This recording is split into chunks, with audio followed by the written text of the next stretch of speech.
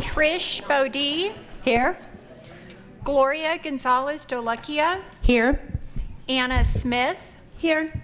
Sade Fashakun, Here. Paul Gautier, Christine Maurer, Here. Francesca Romans. Here. All right, board members, it is 6:16 p.m., April 13th, and I call our regular meeting of Leander ISD Board of Trustees meeting to order. There is a quorum present, and we will start with the next item on our agenda, which is our opening ceremony. We are so excited to have one of our students kicking us off. It is my pleasure to introduce to you Cadet Senior Master Sergeant Andrew Tanksley, who will be leading us in our pledge this evening. Andrew is the son of Michelle and Todd Tanksley and a junior at Leander High School, where he is the Air Force JROTC non-commissioned officer in charge of logistics. In this capacity, Andrew manages an inventory of over 2,500 property items worth more than $30,000. Andrew's hobbies include working out and working on his car. After graduation, he aspires to enlist in the Air Force as an aircraft maintainer while pursuing a business degree. Cadet Tanksley's performance and dedication reflect most favorably on the Air Force JROTC, his school, and Leander ISD. Well done, Cadet Tanksley.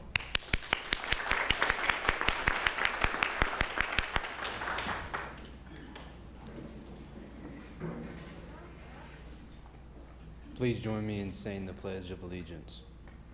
I pledge allegiance to the flag of the United States of America and to the republic for which it stands, one nation, under God, indivisible, with liberty and justice for all. Please remain standing for the Texas Pledge. Honor the Texas flag. I pledge allegiance to thee, Texas, one state under God, one indivisible. If you'll join me in a moment of silence, please.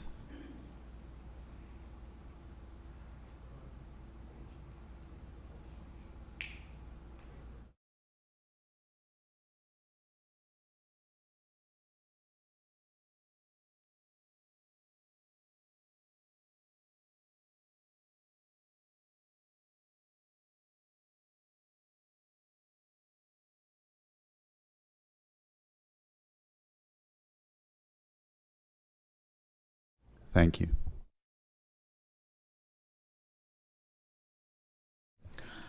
All right, board members, it is my pleasure for us to move to the next item on our agenda. I know it's a highlight for all of us when we get to this part of our meeting. Tonight we have our recognition spotlight on learning from Fabian Elementary School.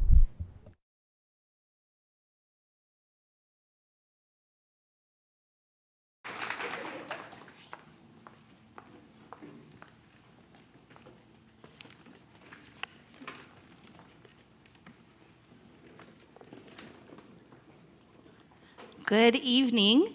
I am Stacy Cordell, the proud principal of Fabian Elementary, and I have some amazing students today that are going to be presenting on some innovative things that we've been doing at Fabian to ensure that we always are listening to our students and providing that opportunity for voice and choice. So first I have our Panther Ambassadors, which is our leadership team, who are going to be talking to you about starting passion clubs at Fabian from the ground up, built by our students. And then we're going to have some students who are going to talk about our exploratorium at Fabian. But first, I want to introduce our leadership team. Hi there, I am Kylie Sanderson, the proud assistant principal of Fabian Elementary. Happy to be here tonight. I'm Kim Bowman, the Quest teacher at Fabian, as well as the exploratorium facilitator. Hi, I'm Brandy Sharrock. I'm the instructional coach. All right, without further ado though, we really want to hear from the voices of our wonderful kiddos, so let's get you started. So first, Cortland, do you want to talk to us about what you like most about being a Panther Ambassador and what it means to be a Panther Ambassador at Fabian? Yes, ma'am. Oh. Yes, ma'am. Oh, gosh. Having more responsibility and being trusted is one of my favorite things about being a Panther Ambassador, and also getting to help with more things around the school. Isabel, do you have anything to add to that?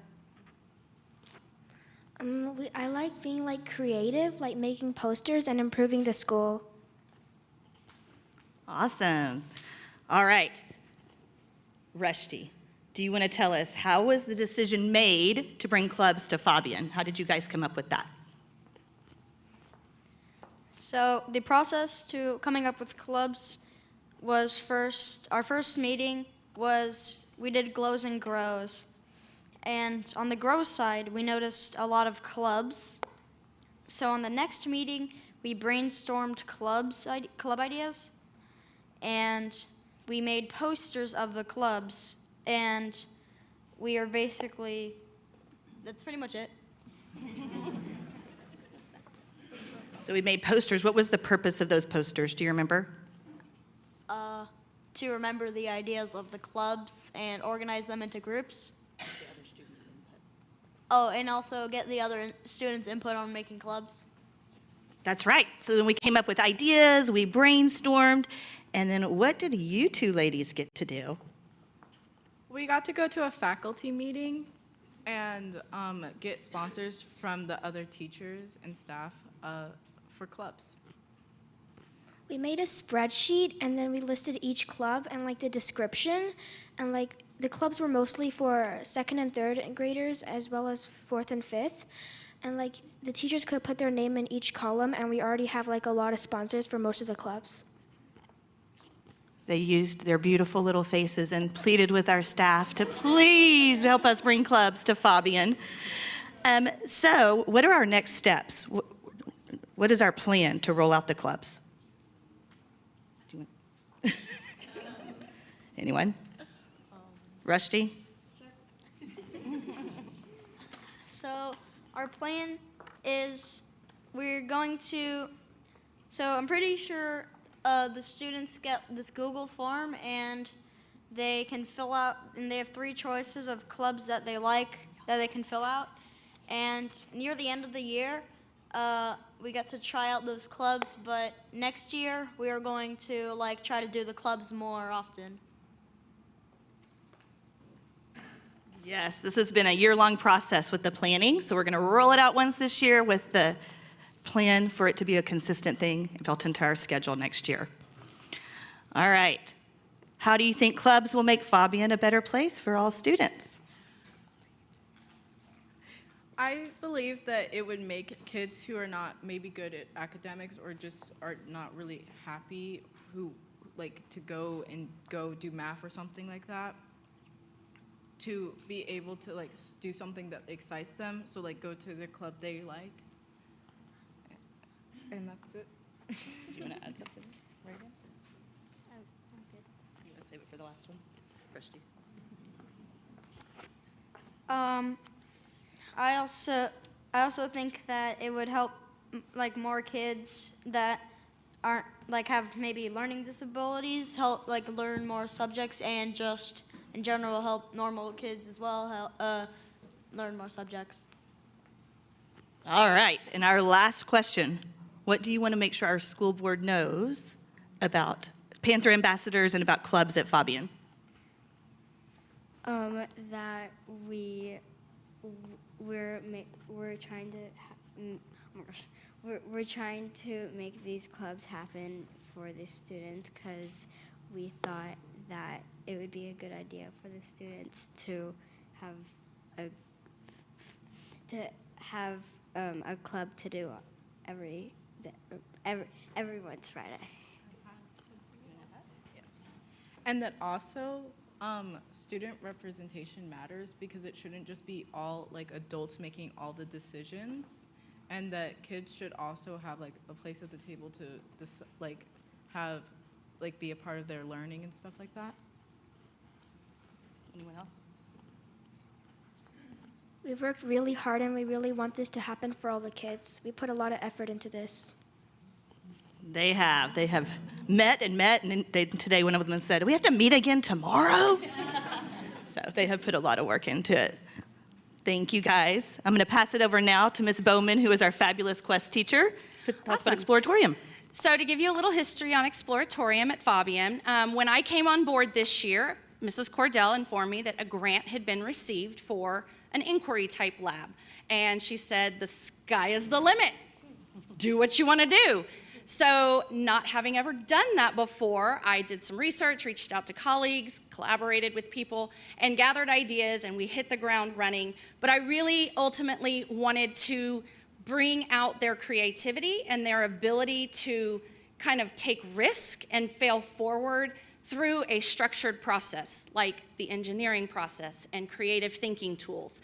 So we've done some really fun things, and I have Holt from 2nd grade, Sky from 1st grade, Noah from 4th grade, and Nevaeh from 5th grade to kind of share our learning that we've done so far this year. So who would like to talk about what the purpose of the Exploratorium is and how we kind of establish that as a campus? So the Exploratorium means, or the Exploratorium is a place where you can come up with new ideas, or you can learn in different ways that maybe no one else has, or you can also learn things that like you haven't learned before, or you can just generally learn about new things and have fun. Yeah, do you want to share what we came up with as our vision for the Exploratorium as a campus? Where creativity and imagination can take you to another world. All right. So what has been one of your favorite learning experiences in the Exploratorium? What's something that we've done that you really enjoyed? I really enjoyed the mystery digital Valentine math. You want to talk a little bit about what we did?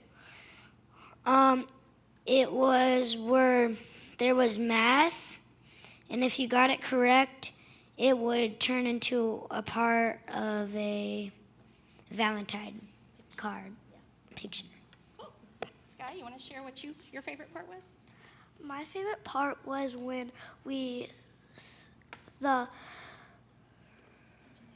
engineering process saved the penguins. You want to talk about what we did for that? Save the penguins? We used different tools like paper plates, what was cut in half, or popsicle sticks, what were different sizes. We taped it all together, and we tried to make it float. And the penguins were like little cubes that just went on your little structure you made. Yes. So they made glaciers out of just random everyday items, and they had to get the most penguins saved because of global warming. So we learned a little bit about global warming, and we had to save the penguins. All right, so how do you feel that the learning you do supports students? How does the Exploratorium support us at Fabian? It better helps us understand the engineering process. From my point of view, it really helps me understand engineering, which can be a big part in the real world. I think that it can help like students like imagine, create, and learn new things, but also have fun at the same time. So you could like be learning about global warming, like Ms. Bowman said, and you can maybe come up with ideas that could possibly help the environment.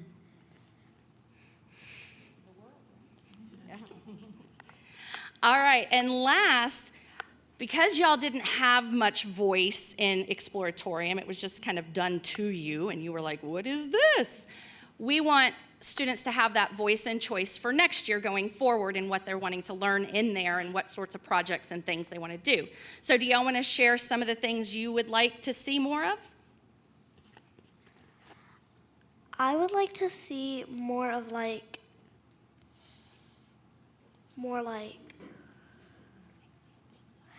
examples of things you can learn. So she was saying she wants more visual things of ideas that can spark her creativity and things she can learn about. Holt? I would like more challenges and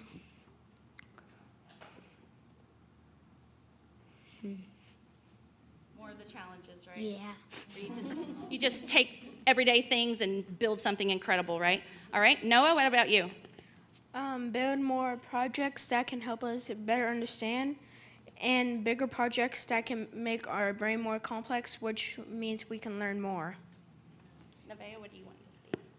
So I would like, because right now we have a space theme, and so I would like to see like more themes, or maybe like better learning opportunities. Like we could have maybe fun one week, and we could just like play around with things, and then we could like maybe like read a book, or like learn about something another day. But also I would like to have like permanent exploratorium days, because right now we just have like half of specials time to do it, and the last time we did specials we didn't really get to all of it because like something else got in the way, so we had to do only half of it.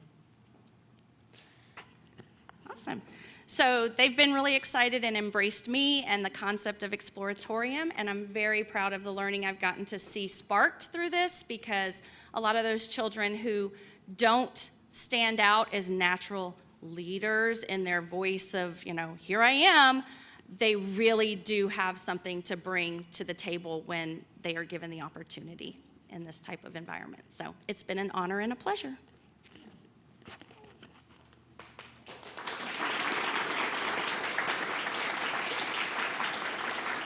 Would like to get a picture, so board members, if you'll go, we'll stand back here, and then we'll have y'all kind of face our great communication team will help us. Before we do that, if we can have all of our parents and siblings who came to support these kiddos speaking, and our teacher support staff, if you're there, can y'all stand up too? And I would like to give you a round of applause with these kiddos. It takes all of us. Thank you so much. All right, let's get our picture.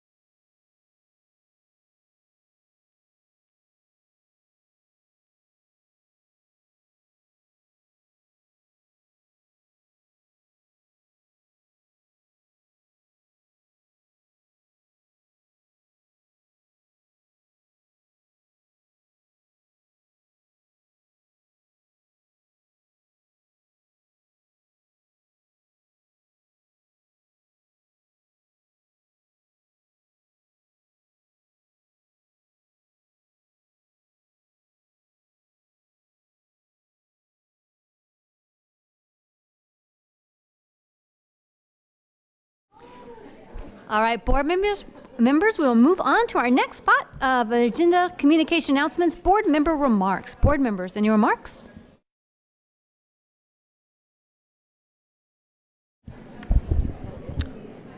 I got to see some of our UIL, some of our middle school bands perform today for UIL. Tomorrow is varsity for high school. So if you're able to come out to Liberty Hill High School tomorrow, the bands will be performing, I believe, first thing in the morning, and then they run all afternoon. So I'm looking forward to that, a great day of music. They did a fantastic job, and as usual. Trying to think.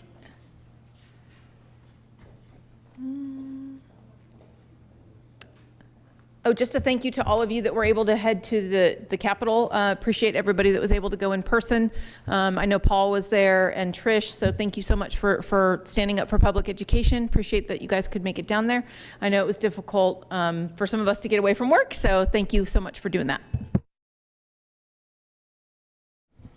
Last weekend was the State Robotics Championship, and next weekend is the World Championship. Very excited. Cedar Park High School will be there, Vista Ridge High School will be there, and Vandergrift High School will be there. So LISD will be representing at the World Robotics Championship. So super excited. I got to go do Career Day at Aiken Elementary, which was awesome. They had local businesses and different professions set up inside for the older kids, and then outside they had PEC was there with a bucket truck. There were goats, which make everything better. It was so much fun, and it was put together so well, and the kids had an amazing time. And then I got to go out to the 5th grade exhibition at Grandview Hills Elementary, and it was the IB projects at the end of the year. And these kids did projects on everything from solutions to pollution and poverty and girls in education all around the world. They were incredible projects, and they did amazing work, and it was really, really great to see all the work that they're doing at the IB campus.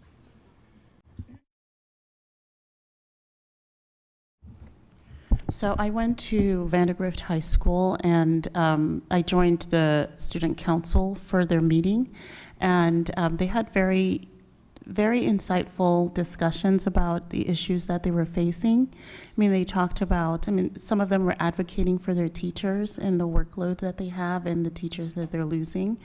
There was also talk about feminine products needed in the girls' bathrooms, and also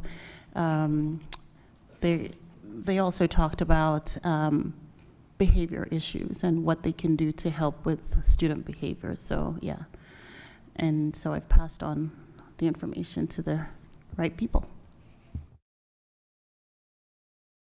Oh, and then there was another issue that was brought up, which was looking at Round Rock ISD school calendar. They include the Muslim holidays, and so that's something that's missing on our holidays.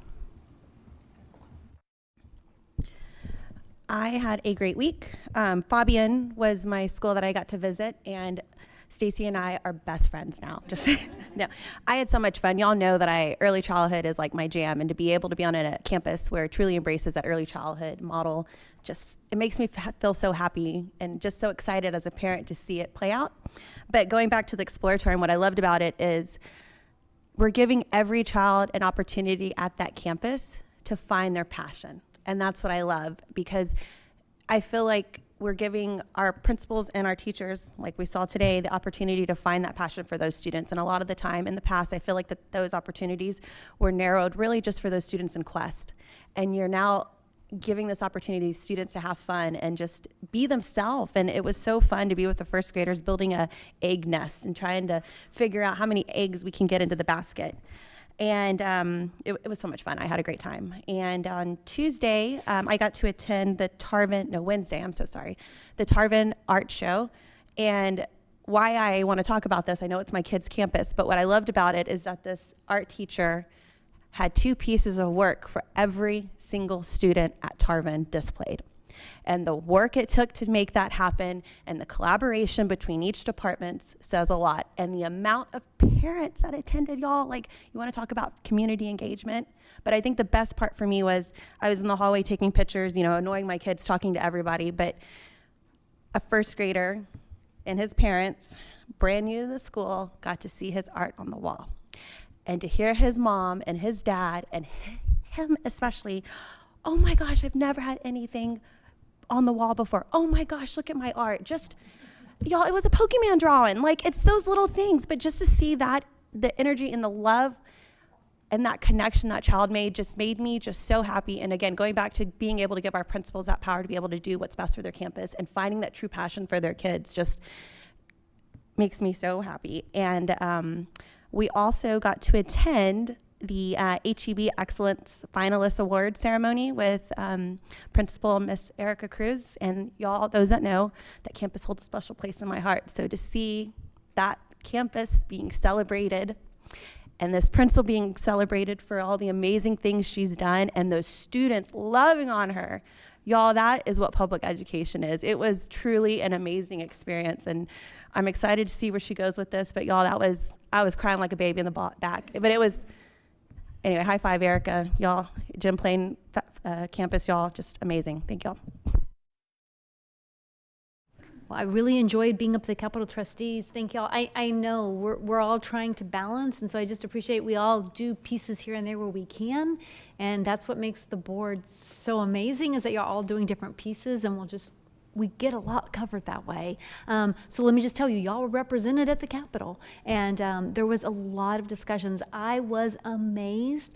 It was grassroots trustees, and what was so amazing is we're talking about all across Texas, trustees were coming in to let their voice be heard, to share what is going on in public education. And it is inspiring and encouraging. Also happened to be the same day they were rolling out voucher bills in our ESAs in the House, and those committee substitutes and those fiscal notes, they really, the talking points that sometimes you hear about these bills, when you really go look at it, it is for a small number of students. It's not going to qualify for as many students as people thought. The price tag on these bills are enormous. And I get that the bills aren't yet targeting our FSP, but the challenges we have is when we're talking about all these great things our kids are doing, think about the people that we're paying in these classrooms, our principals, our teachers, and yet when we're seeing like legislation come out and you get like a retention bonus for teachers like, okay, we need a little more from the legislature, and we're seeing them go advocate. Well, trustees got to advocate too. And so we're going to continue that to just really kind of press into what supports students need in these classrooms. We want to help empower our teachers in our classroom, and we'll just keep being a presence there. Be on the lookout for getting an email from Central Texas School Board Association, because we're going to go head back up there and talk to them some more. So we're excited because we do hear there's a want for discussion, and so what's really great is if we can all stay on message, I have hope. So thank y'all. Okay. Board members, we're going to move to, yeah. I just want to, comment with you. I was there with you just for a few minutes, and I too am a strong advocate for strong public schools. In fact, I do like the idea of the savings accounts to create competition for our public schools. The very next day, I was talking to one of our representatives, and I just said, hey, I just want to call you and see how you're doing. They're like, we had 1,000 teachers come in asking for higher pay for their retirements. They don't feel like they have enough. And so, and having a public school that's strong, and having an environment where we are really trying to push and be the best we can be, and I think in giving the teachers the pay they deserve will just compound as we go along. It's an interesting thing. When you have more competition, people usually do better. They raise the bar to such heights that you've never seen. You literally can reach the moon with competition. So I look forward to going down there with you again. Great. Okay. And this is not a time we won't discuss, no back and forth, just remarks, and we'll move on to our next item, citizen comments. Now, as we move in here, I want to remind the board that when you go open up and you look at the citizens who signed up this evening, you'll notice on your sheet that you get information about your speaker, if they're a parent or just a resident here, or if they're both, and those are all great things, right? It's not just it's their ANDA, aura. And then you also get information about what it is they're coming to talk to us about. What is their concern, or what is the issue they want to highlight for us? And then I think this is important. Please don't forget to scroll all the way over, because really, what is the solution? What would they suggest to remedy? Are the response? And so all those pieces kind of give you some insight into what our speakers filled out to tell us as far as what their solutions or remedies are. All right, without further ado, we will have our students, again, our students introduce our citizen comments. Do we have our video?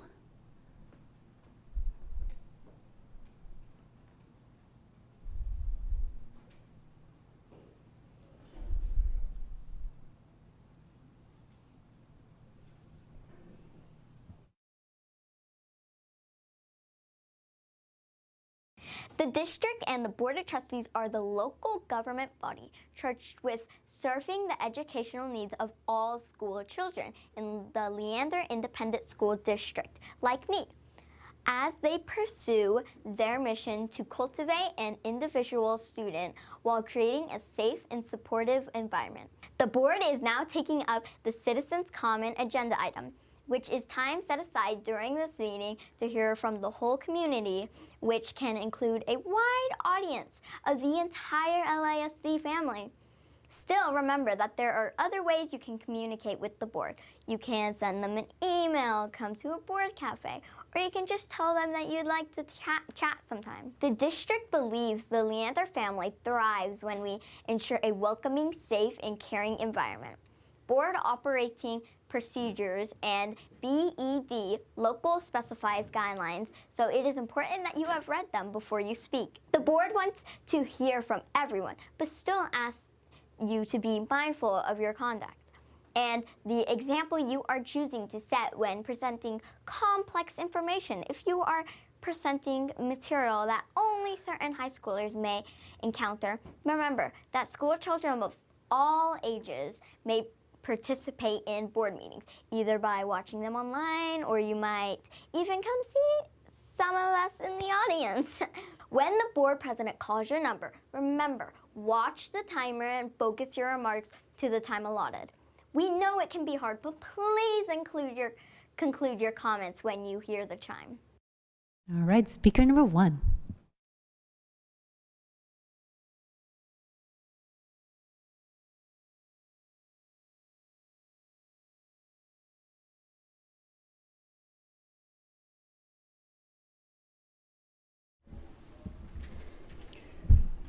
I'm here tonight to express why I will not approve the bond election next month, and why I will tell anybody that will listen why not to approve. My reasons that I would do that is because of concerns with financial transparency and loss of trust. It is ironic that your positions are titled elected positions of trustee, which is insinuating that you have received the trust. But over the past 3 years, we have noticed that we cannot really place our basic trust in you to defend our values for what we want for our kids. And in this case, for this bond, financial responsibility. When we ask questions, we often get canceled. We see it in your body language. We see it in the way that you respond. And when that happens, we look even deeper. And when we look deeper, it raises more questions. With this bond, we've got questions about wasteful spending, about how we're spending the money that we're trying to approve, and if it's being very effective. One example, there are many, but in the limited time that I've got, one example that I came up with when I did some research is the fact that this bond, the interest that we're paying every year per student is about $2,500 per student, all the students in our district, head and shoulders above every other district around. That's not responsible. The solution that I'm going to offer you guys to get trust back, audits, independent audits. Thank you. Thank you, speaker number 1. Speaker number 2.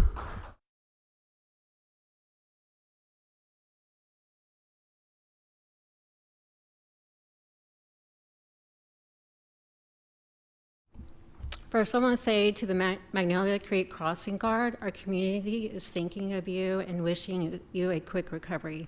Thank you for all you do. I would like to piggyback on Gerald. I'd also like a full audit on wasteful spending, $86 million in 1 month in February. We all intuitively know that debt increases costs more money, and everyone knows that appraisal values skyrocket every year, but if taxing entities are promising no tax rate increase, what exactly does that mean? If the tax rate is 0 cents, will it matter how much your appraisal value increases? No, because there is no percentage to multiply in how much money the taxing entity is going to take. If the tax rate is $1 and you live in a 100K home, the tax burden is $1,000. If the appraisal jumps your property value to 200K, but the rate says at $1, does the taxing entity collect more money from you? Yes. By leaving the rate the same, they have increased your tax burden. Content matters.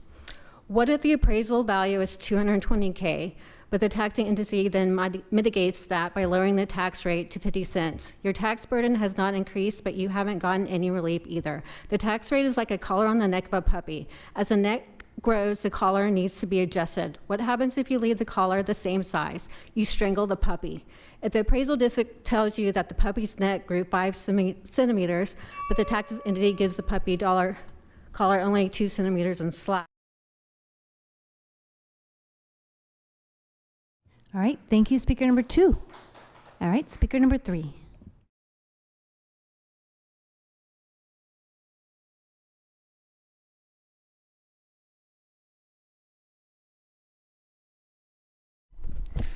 Hi, my name is Joel. I'm a parent of 2 kids in the district. I live in the district, and I grew up with public school, and my kids grow up with public school as well. I want to thank the trustees that went out to the Capitol to really advocate for our kids. I think this is really important to defend our public schools, and I think one of the ways we can all help strengthen our public schools is by voting for the propositions A, B, and C. These are really important bonds that are going out, and I just want to say that the only way we can actually build facilities or modernize our schools or increase the safety of our schools will be through these bonds. The one thing, and I know that some people have mentioned about transparency, I have to say, Leander ISD has been about the most transparent I've seen.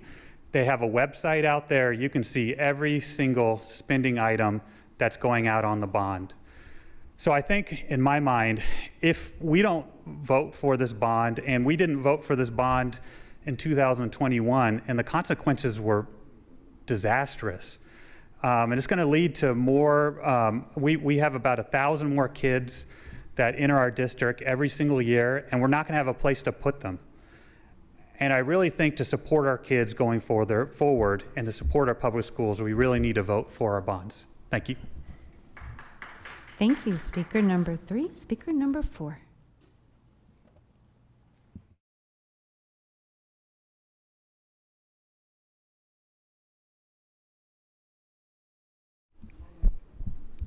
Hi.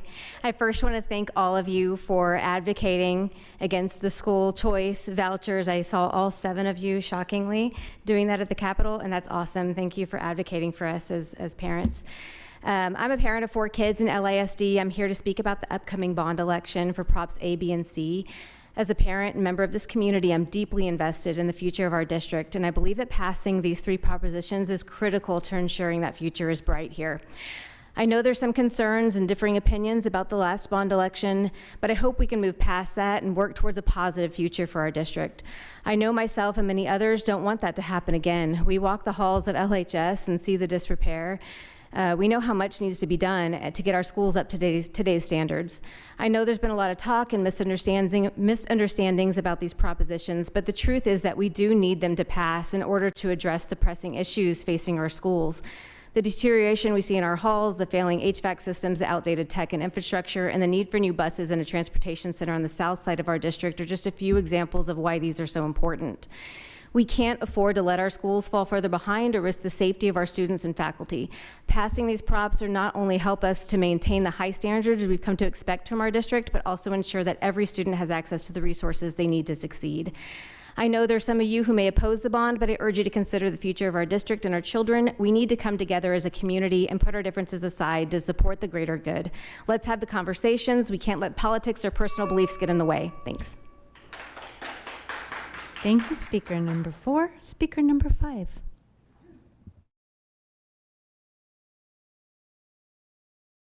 You know, put your mic.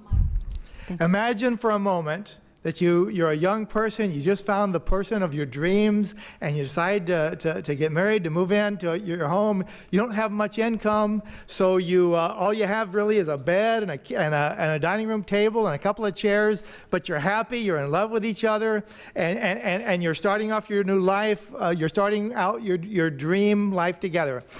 all of a sudden, your spouse that you're married to goes out and gets a credit card and feels bad because you don't have a couch, and you don't have a better dining room table, you don't have a better bed, and goes out and spends all this money to get all this furniture, and you're all happy. Oh, we've got all this furniture, and the credit card's maxed out, and your spouse thinks, well, gee, you know, this worked out really good, and goes out and gets another credit card, and with that credit card goes out and buys food and clothes, and oh wow, now we're really starting out good, and maxes that credit card up, and then says, wow, this is awesome, let's go get another one, goes gets another credit card, and pretty soon you find that you're tens of thousands of dollars in debt, credit card debt.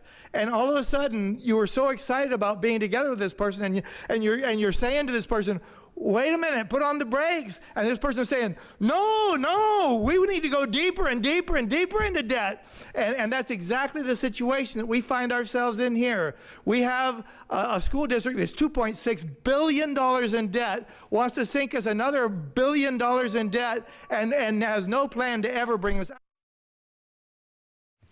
Thank you so much, speaker number 5. Speaker number 6.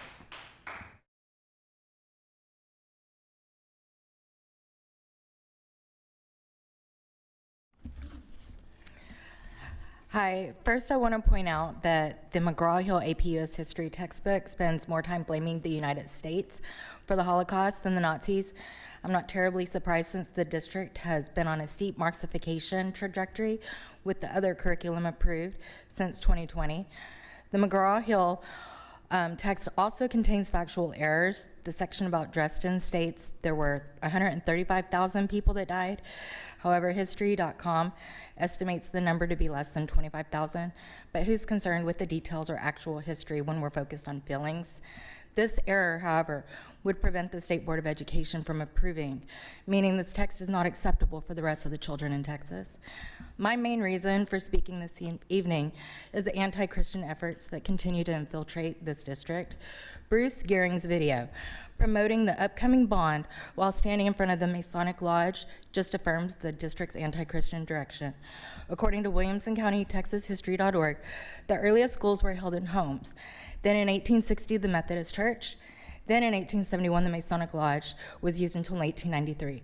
Bruce Gearing standing in front of the Masonic Lodge, beginning and ending of the video is intentional. A quick search, and I'm able to find on AmazingDiscoveries.com that Lucifer is the god of Freemasonry. Freemasonry is the worship of Lucifer. Freemasonry is Satanism.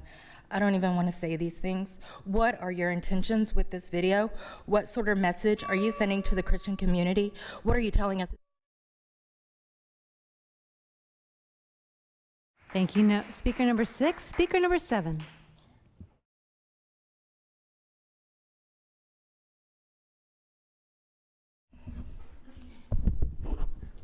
Evening, members of the board.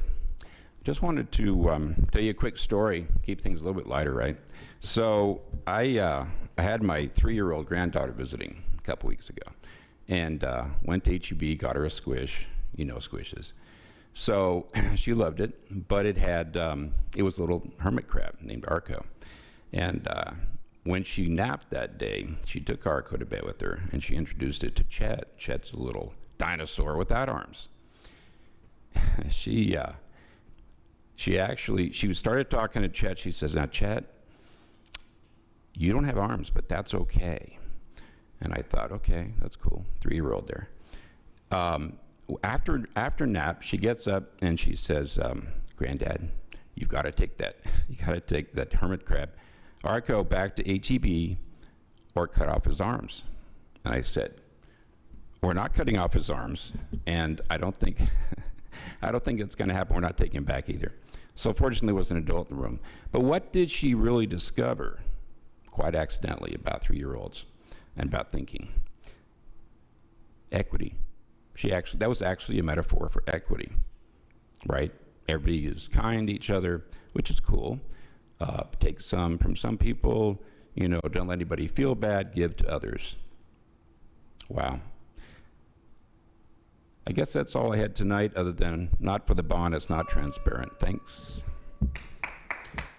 All right. Thank you very much. Speaker number 7. Speaker number 8. Wow. Thank all of y'all for your service and your long hours and your hard work. A few facts, a few truths. One of the speakers earlier was wrong, said that we're not going to be in recapture. We found out a little while ago that we're in recapture. That speaker was wrong. And some of the other speakers have been wrong about various things. I don't know how you watch the students that come here and do the stuff that they do and think that you're not going to support these bonds. We have some of the greatest kids anywhere in Texas, anywhere in the country, but we're going to put them in trailers. You know, you look at all the gun incidences, not only in Texas but in America. We can't secure and make trailers safe. The only way for us to build good, safe, secure buildings is by approving these bonds. The other thing is there's audits going on. I don't know where some of these folks have been. I've been coming to these meetings for about 1.5 years. There are audits that are going on all the time. That information's on the website. It's discussed in the meetings. Everything's audited. Everything's transparent. I'm urging my family members, my friends, my neighbors, please vote yes for all of the school bonds. And again, thank you for your service. All right, thank you, speaker number 8. And this concludes our citizen comments remarks. We're going to go ahead and move into our next agenda item. We're moving into our consent agenda. Now, what board members I'd like y'all to look at is we have 3 items on the consent agenda. Generally what happens is we have items that either we assume will have very little or no deliberation. That's why it's called consent. It's assuming it's something that we're all going to support. If there's something on here that you had questions on, you would make a motion to sever it and discuss it. Now, one of the ways that things make it onto a consent agenda is if we talk about it at the last board meeting and nobody has questions about the item and it's up for adoption again, and there weren't any questions, because I'll call admin and I'll say, hey, did that question come up? No, nobody asked a question. It was going to go on there. There was going to be an item on the consent agenda. It was going to be the instructional materials, because no board members called with any questions on that agenda item. I do think there may have been maybe a misunderstanding, so I went ahead and pulled that off of consent. In the future, though, if y'all don't have questions or you don't reach out to administration, then those items, if they're on one meeting and nobody has any discussions and we're saying that's okay, consent, they're going to be moving to consent more. It'll help kind of streamline our meeting. So I just need y'all to help me manage that. And please know, if you see something on consent, you're like, wait a minute, I do want to discuss that, you can simply make a motion to sever and we can talk about it. That'll help us move our business along quickly. So with all that build up, is there a motion to sever? Otherwise, I need a motion to approve. I move the consent agenda items be approved as presented. I second. I have a motion from Christine, a second from Anna. All those in favor, please raise your hand. 6 ayes, no nays. 6 ayes, any nays? 1 nay. Motion carries. We had 6 ayes. Yeah. Okay. Do you want to do it? Did you want to vote nay? Okay. If you want to vote nay on an item, on its own consent, it would be good if you pulled it so you let all the board members talk and deliberate so we can talk about it. So, no, consent still passes. It's just, it's proper trustee. That's why I did the whole speech ahead of time, right? You know, okay. So next time, if you want to vote no, if you pull it off, we can talk about it. So then you can explain why you're voting no. It's trustee work, right? So we can deliberate? Right, correct. Okay. So next time, if you want to vote no, you're okay. Do you know how to motion to sever then? I didn't necessarily think it was necessary to talk about it. I just wanted to vote no. Okay. For consent, sometimes board members will want to deliberate so we can help be better and we can learn from each other. Just a thought. All right, we'll move on to Superintendent's report. Thank you, Madam President. we start with this fine group of employees in the district, our early childhood team, and we're going to talk a little bit more about them as we go, and talk about empowered student learning and empowered staff. And so last week was the Week of the Young Child, and this is a week-long international celebration honoring our early learning young children, their teachers, their families, and our whole community. And so we had coordinated this kickoff and pre-K registration at the same time on April 1st. We had over 250 families come into this building, the Leo Center, with on-site registration. Tons of fun outside. We'll show you a little of that in a minute. Within the first 48 hours, we had 650 children registered online, and that was just the beginning. So throughout the week, campuses hosted their themed activities, brought their families in, had a really great week. And one of the highlights of that, and we'll see some of that in just a second, was Work Together Wednesday, where they did all kinds of different activities with their kids, pulling our families and our campuses in and letting them just get a little taste of what it's like to be a part of LISD. And so we kicked off with lots of smiling volunteers, balloons and backpacks for our kids, a great weather day too. And they came in droves. So we had bounce houses and we had balloon sword fighting. It was really great. They loved the buses a lot. We had tricycle racing, and let me tell you, that looks like a NASCAR pit over there. We got all kinds of help going on. Face painting happening. It's great to see our older kids helping out and participating with the younger ones. It's great to see our community businesses partnering with us and coming in to help throughout these situations. We had hot dogs. Even the Glen High School tennis team came out and gave some little demonstrations and some games. There's the color picture of that same team, amazing team that we have, looking after our 3-year and 4-year-olds in the district. These are the Work Together Wednesdays, and just fascinating to see how different every campus dealt with bringing their families together and the communities together in lots of different ways. On the left here at Deer Creek Elementary, even pre-K kids can start to do student-led conferences with their parents where they share their work and their goals and what they're working on. Great, we talked about Jim playing a little earlier. Lots of nature work going on here. Really fun stuff. Fabian, we just saw from those kids a little earlier. We had family egg hunt at Larkspur, breakfast and butterflies. Our buildings are fantastic when they have the collaborative spaces, because that allows our students to get to activities that sometimes the weather doesn't allow them to do outside.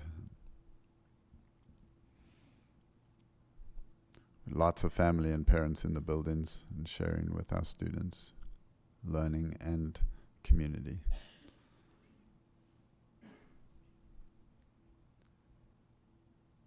And so where I come from, there's a saying that it takes a village to raise a child, and I think that's really true. I want to tell you the story about Victoria.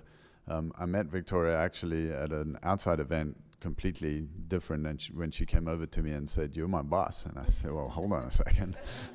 Right now I'm just Bruce." But Victoria entered pre-K in LISD in 2003. She was at Cypress Elementary until 2010, then at Cedar Park Middle School until 2013, and then Cedar Park High School. In her junior and senior year at Cedar Park High School, she was a member of Ready, Set, Teach, and actually did her first experience in special education back at Cypress Elementary. And then she graduated in 2017, went away to Texas State University, graduated magna cum laude with a special education degree, did her student teaching at Plain Elementary and Danielson Middle School, and then we hired her as an SCSS teacher at 4 Points Middle School. And this is what she had to say about that. "The past 20 years of my involvement with Leander ISD has made a big impact on my success and where I am today. I'm beyond grateful for their support in getting me where I am today, and I'm trusting that I can provide the same support for our students at 4 Points Middle School." And so we have full circle come around. And I've asked our team actually to just explore a little bit in the district how many others we have that have grown up in our system, gone away to college, and then come back to the community because it means so much to them. And that's what we're about as #OneLISD. So I want to talk a little bit about safe and innovative learning environments. You might have heard that we have a bond on the May 6th ballot. And so just a reminder that you can find lots of information about the bond on our website, leanderisd.org/bond2023. This flyer in particular is there in English and Spanish, lists all of the information that you need, and also if you have any further questions, where to go and find answers to those questions. The website has tons of information. It's kind of a sleep aid. The deeper you get into it, the quicker it'll put you to sleep, but some very good information on the website to help you navigate making your choice. And we are very proud of Erica Cruz, who was named as an HEB Excellence in Education Awards Principal Finalist. She'll be going to a weekend with HEB down in San Antonio. They really treat them like rock stars down there. They do a fabulous job, and we're very appreciative for the support of HEB and how pro-public education they are and how they recognize the excellence that's happening in our schools every single day. And congratulations to Erica Cruz. Thank you, Madam President. All right, thank you, Dr. Gehring. We'll move on to our next item, student experience. Under there's consider approval of instructional materials. As I said earlier, board members, we haven't heard any questions, but I know Trustee Gautier, you said you had some concerns, so go ahead and let us know what are your concerns on the item.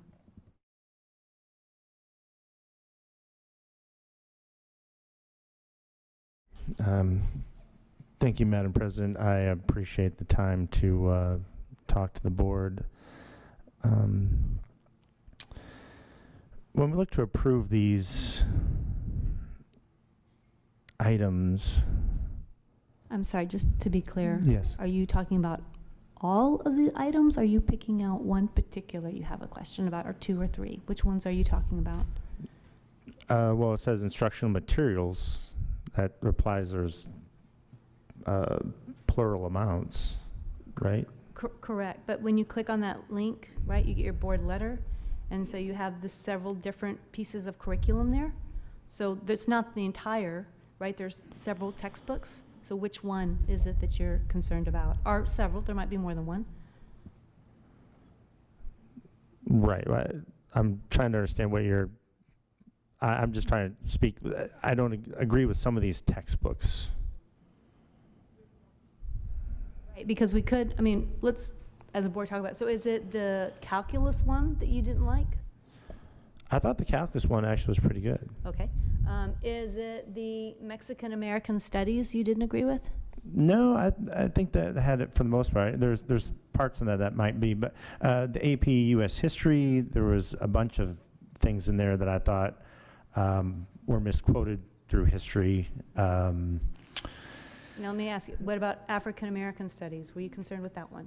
That one seemed to be all right as well. Okay, so we're focusing there. Okay, that helps. So we're focusing on advanced placement U.S. history. Okay, thank you. Go ahead. This was the only choice that we had. You know, I remember there was a time before where we let it run out, and then all of a sudden we didn't have a choice. We had to pick what was left. Okay. And, you know, still talking with I would still like the curriculum people to have a little bit more power in their positions, where if they get to pick it, they also have to, or not have to, but they get the opportunity to reteach the teachers if they're somehow misunderstanding what they want them to be taught from the curriculum. Okay, so your question is just a bit of the process overall. I mean, okay. You know, I know, bear with me a little bit. Did the teachers get to help pick their curriculum? Is what you're wondering? No, well, not necessarily. Well, they did say that there was a broad range of how they could teach it, and I would like the ranges to get a little bit smaller. I think that would actually help some of the teachers. Okay, so let me make sure. I mean, I know some of the students learn a little differently, but if we get it a bit smaller. So is your question about the textbook or about how the teachers teach? Because teaching, how teachers want to teach, that wouldn't be on this agenda item. So is your question about the text? I wish there was another choice. Okay. for the Another. book. Sorry, I didn't mean why? to add on there. I wish there was another choice for the American history that was a little bit more accurate. Okay, so you're concerned about the accuracy of this one? Right. I mean, history is a matter of accuracy that happened yesterday, so it'd be great to have teaching it going forward what we learned yesterday. All right, so let's go ahead and pull up Matt. He's here, I think. And Kip, yeah. Oh, we've got our team up here. So I'm sorry, there was a question about the accuracy of this textbook a trustee wants to know more about. And I know, and we know, we do want to call y'all ahead of meetings, but sometimes we get here and we think, oh, wait. So, and that's going to happen every now and then. We're going to make every effort to not let that happen all the time, but every now and then it will. So thank you for being so flexible. But we do need to answer this question for this trustee. So can you help us understand the accuracy? I feel like KIP might be the best source for the process and the number of selections and those kinds of questions about how this went with AP US history. Yeah, so we, I think last time we met and went over this, just to reiterate what we started with about 9 different texts, including the current one that we're using. It was one of the choices that we could have continued with. Teachers narrowed that choice down to 3 textbooks, and those 3 were what were brought to the community for feedback.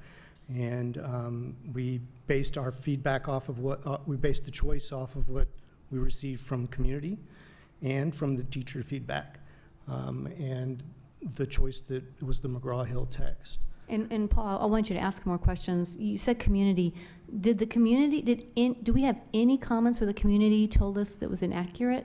I had none that said that, no. I'm sorry, Paul, you can go ahead. Thank you. Have you been here longer than 10 years? Yes. All right. The textbooks that we had 10 years ago, do you remember what those were like? Sure.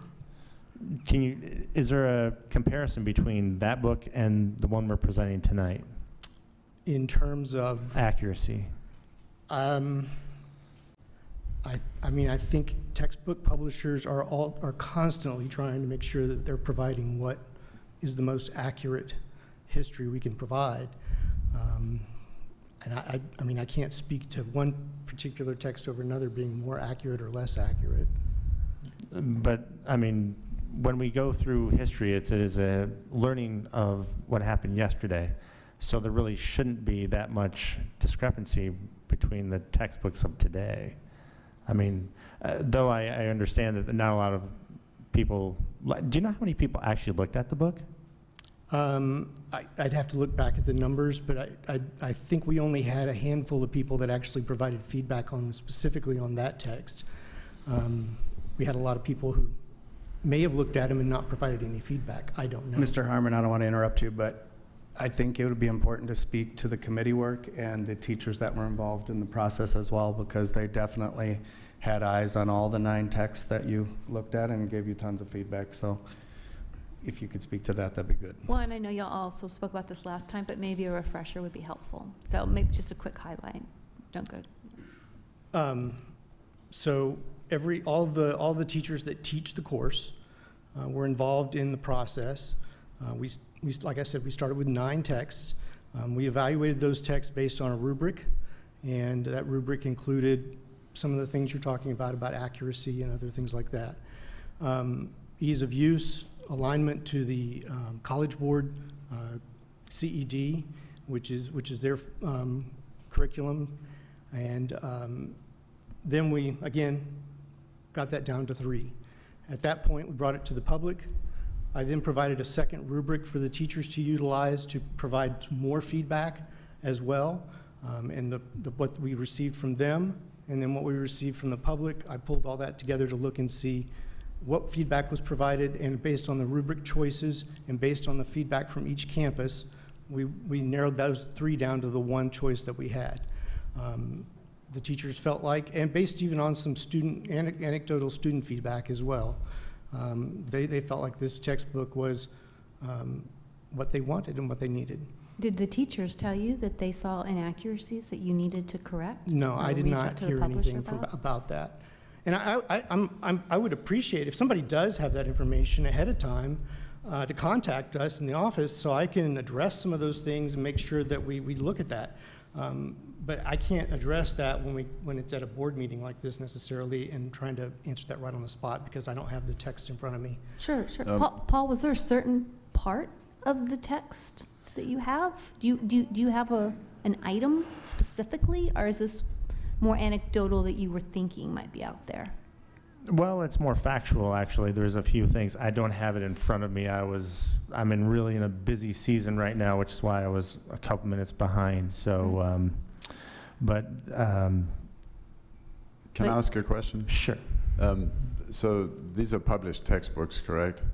Yes. The 9 that were selected at the beginning come through a vetting process before we ever are able to even select them, is that correct? Yes. Can you explain what that process looks like? Well, all of those were off of the College Board website. Those are the textbooks that they've chosen. In fact, there were more than the 9, but our teachers kind of narrowed it down to those. Those are the ones they said they wanted to start with. So there's not a free, we don't get to just go and choose any book that's out there to put in front of our kids. I mean, there's a vetting process that happens before we even get to select these textbooks at a much higher level than us, correct? Yes. And so that's where all this fact checking would happen, am I correct? I would assume so. All right, so once we're selecting from an approved list that comes to us from the state level that says that these books have been approved for us to choose from. These wouldn't be approved by the state because they're an AP textbook. Okay. So it's coming from the College So they're Board. coming from the national level is what you're telling me? Yes. Okay, so these have been approved on a national level for us to select from this list of books, and they're the ones doing the fact checking. And then we're selecting which out of these approved materials fit our local situation the best, correct? That is correct. Okay, thank you. We are doing our own fact checking, though, aren't we? Because I get it, people can do fact checking there, but you'd still locally, you want to make sure that if you're running the register, you're checking that register too, and not just leaving it to the manager to do it at night. I think there's a general feeling that yes, but I couldn't tell you that every single specific fact that's in that textbook has been checked by myself or one of my teachers. As they read through the text, they've in the past, they've let me know if they see something that they didn't feel was correct. I didn't get any of that this time. Well, I know we had a history book before that there was some discrepancy, so I think it's always, I believe the people above that do the books, they can make mistakes too. And so it's always good to have a double checking all the way through system. Like I said, if you're the cashier, you want to make sure your drawer is good before you hand it to the assistant manager, who hands it to the manager, who hands it to the owner, because each one of those people will probably check it to make sure. So just trying to make sure we're doing our due diligence as well. I appreciate your time. Thank you. If I can just ask a question really quickly. If I remember right, you said that there's an online component to this. So if there were a mistake or an error, that it could be corrected. Is that accurate? Yes, they'd be able to correct their online portion. Awesome. Thank you so much. Madam President, can I add one point of clarification, if that suits you? Thank you. So relative to the state of Texas, and there was a questioner about adoption or approval of textbooks. When you look at advanced placement materials, and then you do look within the Texas Essential Knowledge and Skills from TEA, the verbiage states relative to content requirements for advanced placement courses are prescribed in the College Board publications. And so if that, so what you're hearing is that TEA directs us to the College Board for those content requirements, and therefore the courses or the materials for each course that would be approved by the College Board as covering that required content. And Christine, to your question, we have relationships with all of our vendors for all of our textbooks, And occasionally there will be an error in a math textbook or any textbook, and because of our relationship with our vendors, we report to them, we found this mistake, we found this mathematical mistake, so that they can update their materials to fix them. And our teachers report that to us so that we're able to. It doesn't happen very often, but when it does happen, we have a venue to be able to ensure that our publishers know when there's been a printing error in a textbook or something like that. Perfect. And I know there's probably a kiddo out there too that, you know, relishes the idea of finding a mistake in a math book. Mine might be one of them. So I appreciate that, and the fact that, you know, this has gone through so many vetting processes that if there is a mistake, it's sort of like, you know, you don't throw out the baby with the bathwater. It doesn't mean the whole book is bad just because if there might be, one mistake. So I think I appreciate all the work that was done. I appreciate the teachers spending their time. And I noticed too in the previous, presentation that you guys gave before, the number of people that had a look at this was quite broad. DWIC members, 325 people reviewed on the website, 35 CACAC members, including our our Superintendent Student Advisory Council. Yeah, there you go. So there was a lot of eyeballs on this material, and if that's deemed that this is the selection that they chose, then yeah, I'm all for it. I want to talk a little bit about like the College Board and how critical it is for our students. As a parent of 2 graduates and you know, 1 sophomore, taking those AP courses and scoring high numbers in them was really important for the scholarships that they received. And I really applaud Leander ISD for all of those AP courses and the teachers for that prep. So these tests that our students are taking are designed from the College Board, and they're created with this curriculum, and these textbooks are the ones that the College Board has recommended to best prepare our students to do well on those tests. Is that correct? Yeah, yes, that's correct.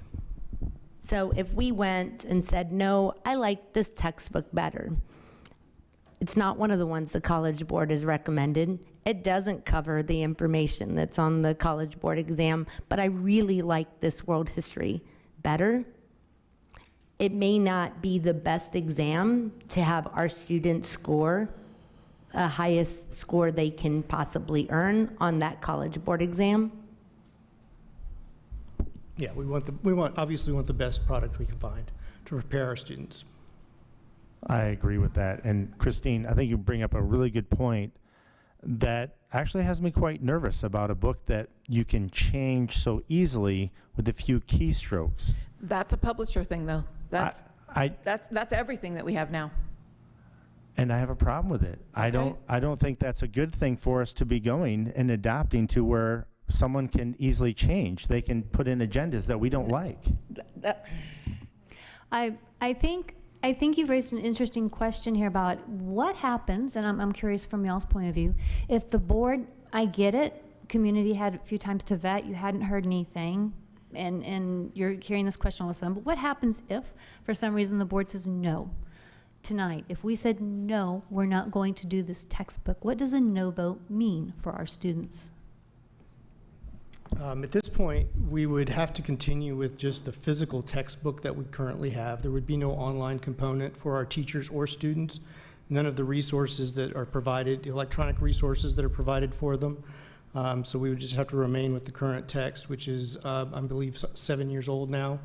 And College Board recommends a 6 to 8 year review of those texts and renewal of texts. So we are on the 3rd edition of the text that we have right now, and it's currently, they're about to go to the 7th edition this coming year. Is there anything in your process that would tell you that books get worse as they go through the vetting? We're on what edition of this? No, I mean usually they're getting better. And in fact, some of the feedback I just provided to one of our publishers, they really appreciated it, because what the concern that we had about some of a couple of the textbooks was that they were slanted one way or another politically. And when I shared that information and shared some of the feedback about where they could maybe have a better textbook that's a little better balanced, they really appreciated that. And they said their authors want that feedback so that they can provide the best textbook possible. So you're telling me our previous textbook may have been balanced, maybe have some other things that this textbook version is trying to correct for us. We're moving forward? It could be, but this is a different publisher that we're going with this Oh, time. okay, very cool. Did that old book from 7 years ago have any, as far as you know, political leanings, just other than the history of the facts? I mean, history is facts. It shouldn't be politically leaning, but I can see how it can get skewed. And this is where I have the issue. If someone can change it, then someone can change it. But what are we going to teach our kids in the classroom? So I think that's the A book. question. Okay, but what book are they getting tested on? And if you don't, I guess here's my question. If you're not voting for this, what would you suggest our esteemed people go do? And what do they teach our kids? Well, I would love to see the other books that you guys had an option to. I mean, I would help to sink my teeth in to help, because I don't like the idea that someone with a few keystrokes can change history. But that opportunity was there in January, and also he mentioned. But not for the 9 books, not for the entire. But he also mentioned. I mean, that's what she's asking. He also mentioned that the book that we're using right now is going to the 7th edition. And we're in the 3rd edition. So books are revised. It's just normal. It's just the normal evolution of every book. So we're not using a book from 1968 because it's been revised. I just want to make sure we're clear, though. So what you're saying is, if any book has any online component, from your trustee perspective, you don't want our teachers using any of those resources. I think you run a slippery slope when the entirety of the book is an online resource. Is the entirety of the book an online resource? There's a physical text as well. But yes, you can access the entire book online. So can they change it though online? And she just said, we just talked about they could. The editors, editors from the company could change it if there's, but usually those things that are coming through from districts or campuses, or somebody says, hey, this number's incorrect, or this thing is incorrect, or there's a misspelling, and then that goes to the editors for the textbook, so they can then check on those. Every student will have a physical copy though? Yes, we typically purchase a physical copy and online access for our AP students. Thank you. And I'm also, if the process that we've gone through in vetting the text from the beginning, if there's another step or other ideas that you have that you would like us to think about how we can incorporate that, we're happy to take those suggestions and make sure that they're a part of what we do. I would be happy to, wherever you guys started from, join in with you. I really am here for the kids and the help. I told that to Dr. Gearing the first time we ever sat down and talked. I'm here for the kids, and the best that we as a district can do. So I appreciate your time. I look forward to something like that. I just have a question. This is for AP US History. Students can just take regular US History, is that correct? If a parent decides to option out, if they have a question about this textbook for whatever reason and don't want their students to take an AP test, they can option out? Yes. Okay, thank you. I also want to just bring a point to, these are professionals in their subject matter, and I believe that we should be a part of that process, the process that goes into vetting, how are they being reviewed. I do believe that's board work. I don't feel comfortable with board members making a decision on the curriculum. My student and every student in this district, I want them to be best prepared for that AP exam. And I don't want people that don't have a background in education in that subject making decisions about math textbooks and history textbooks and science textbook. I want people who are professionals. Audience, I need y'all not to talk. And who have studied that subject matter. I believe our job as good trustees is to help create that process, which, we did and they followed. But I also remember being here a few weeks ago and you telling these folks what an amazing job and you wanted more support for them. And this is the work that they did, and this is the book that they're bringing. And I want my student, and I want every student in this district to be best prepared to succeed on those AP exams. And that's going to be best prepared by educators, by people who have studied that subject matter, who have made a career out of that subject matter. And I feel like us coming here and saying, let me help you pick the right textbook when I don't have a degree in that subject matter is really insulting to the educators and the people who have. But we approve the textbook at the end of the day. So at some point, we are helping them to pick. Absolutely. We do approve it. So we why wouldn't I approve based wanna on be their there? recommendation. So why would I want to be there in the beginning when they're looking at them? You can do it.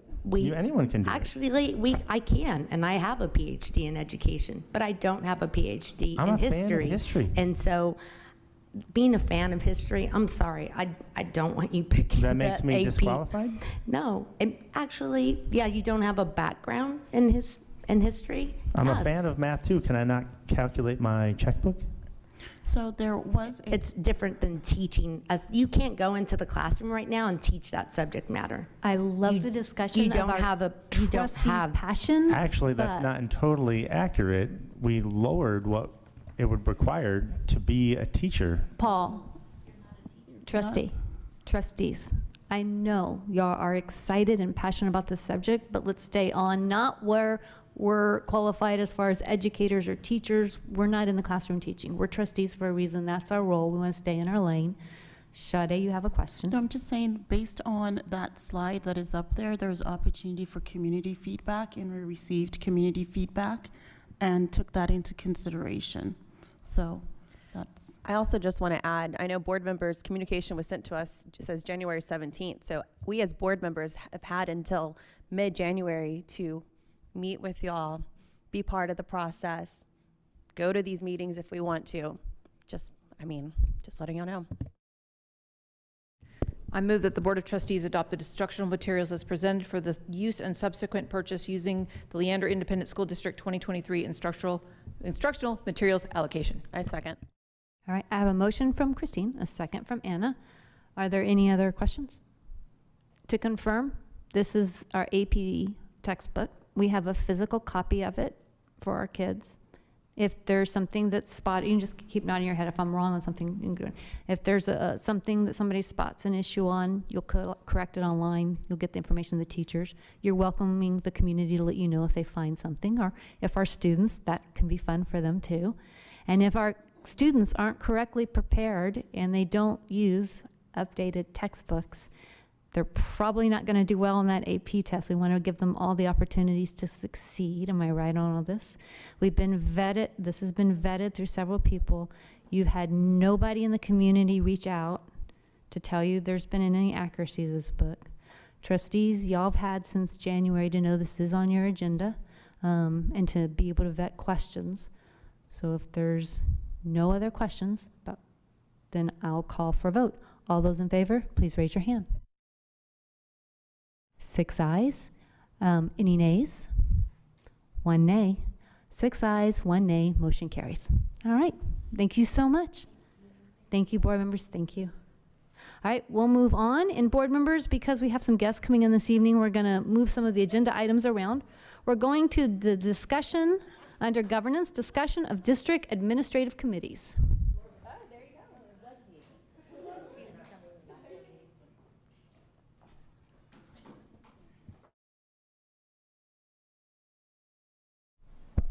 Good evening, Madam President, Board of Trustees, and Dr. Gearing. This item, I believe, was put on at the request of board members to get some clarification on how you nominate community members for specific committees. And I want to give the credit to President Bodie. She actually brought this to us last summer and said, can we get all of this information on a single page? And can you kind of help us streamline the process? Because it seems that one person asks us for a nomination and another. So thanks to President Bodie, we actually do have a website.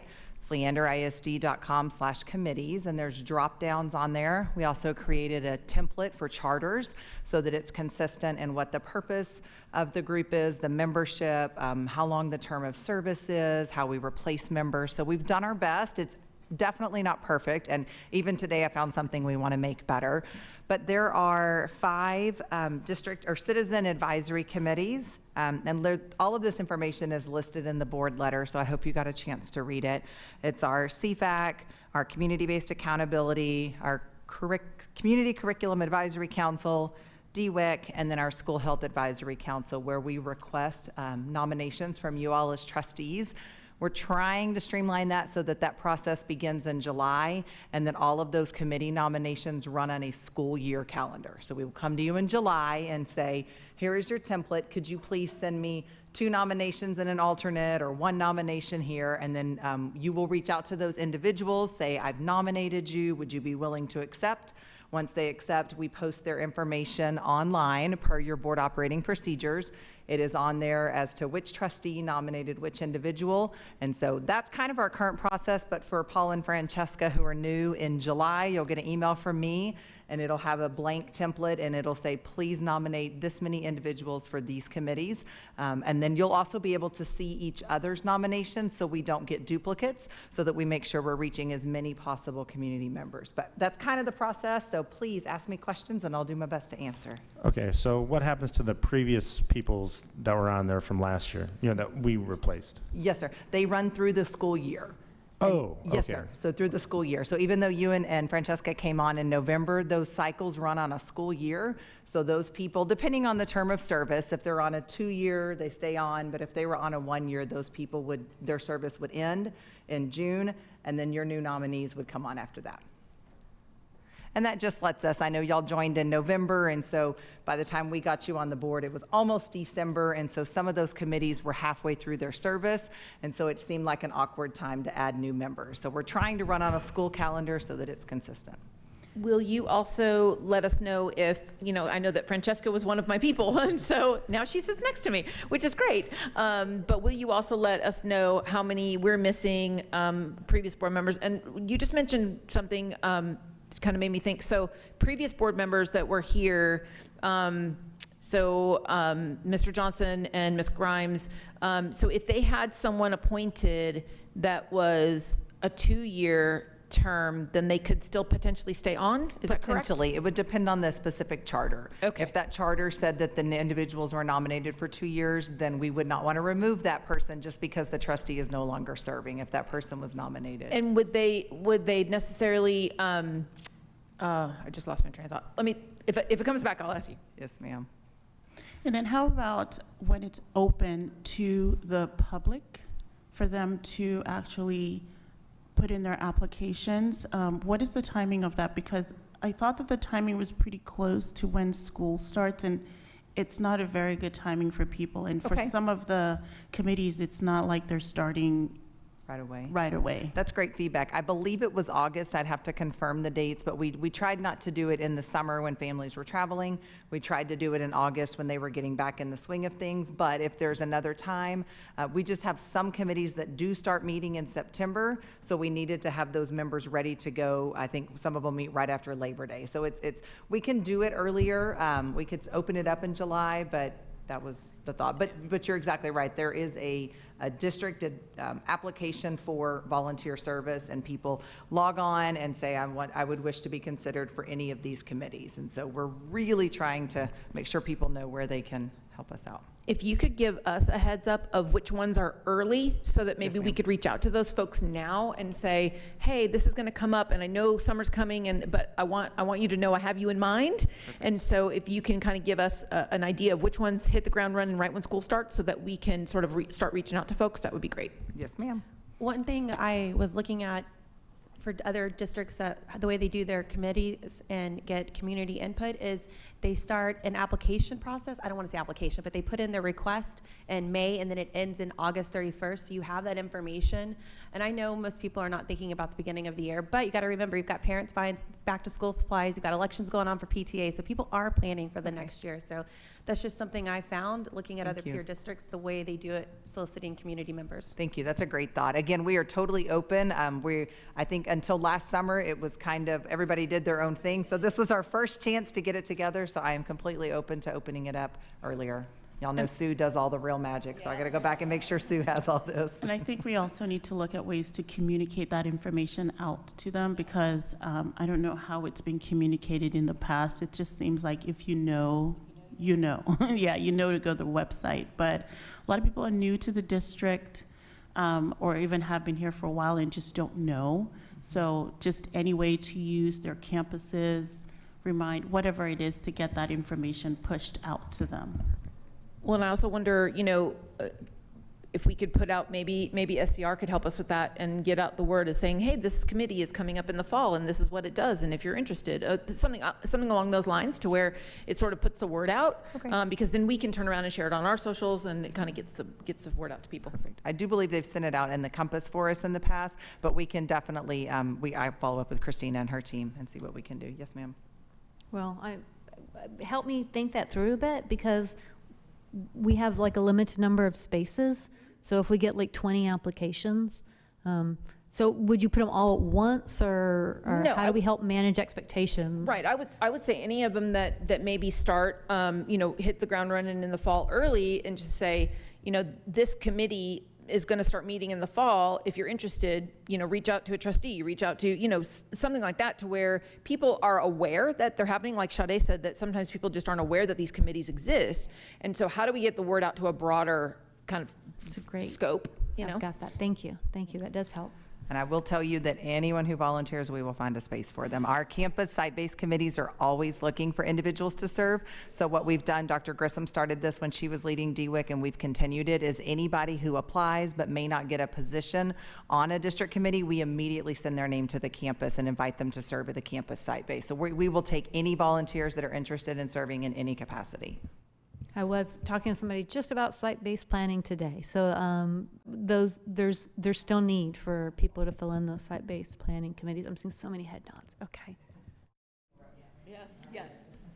So for the committees that have December rollovers, will those then be switched so that they're operating on the July to June basis, or will those stay? Because I know like bond oversight has a December. It does. That's a great question. I know Mr. Dissler's coming up for the next or board agenda item, so that might be a good question to ask him. There may be a very valid reason why that one runs January to December, but I would love for him to be able to answer that. So this is for any other questions but bond oversight, because we're going to have that discussion next. Anything else? All right, thank you. All right, that concludes this item of discussion of district administrative committees. We will be moving on to our operations discussion of bond oversight committee process and membership. And we have a guest with us this evening.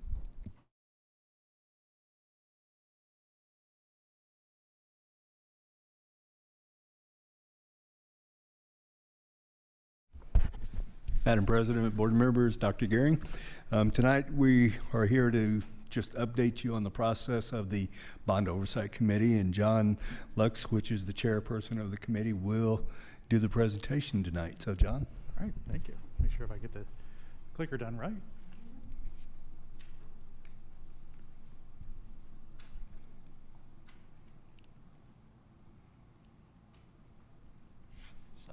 Okay. All right, so the first one up is this is the actual charter itself. I'm not going to go into detail. We've got some follow-up charts, but for those that have the packets can read to it later, the details on it.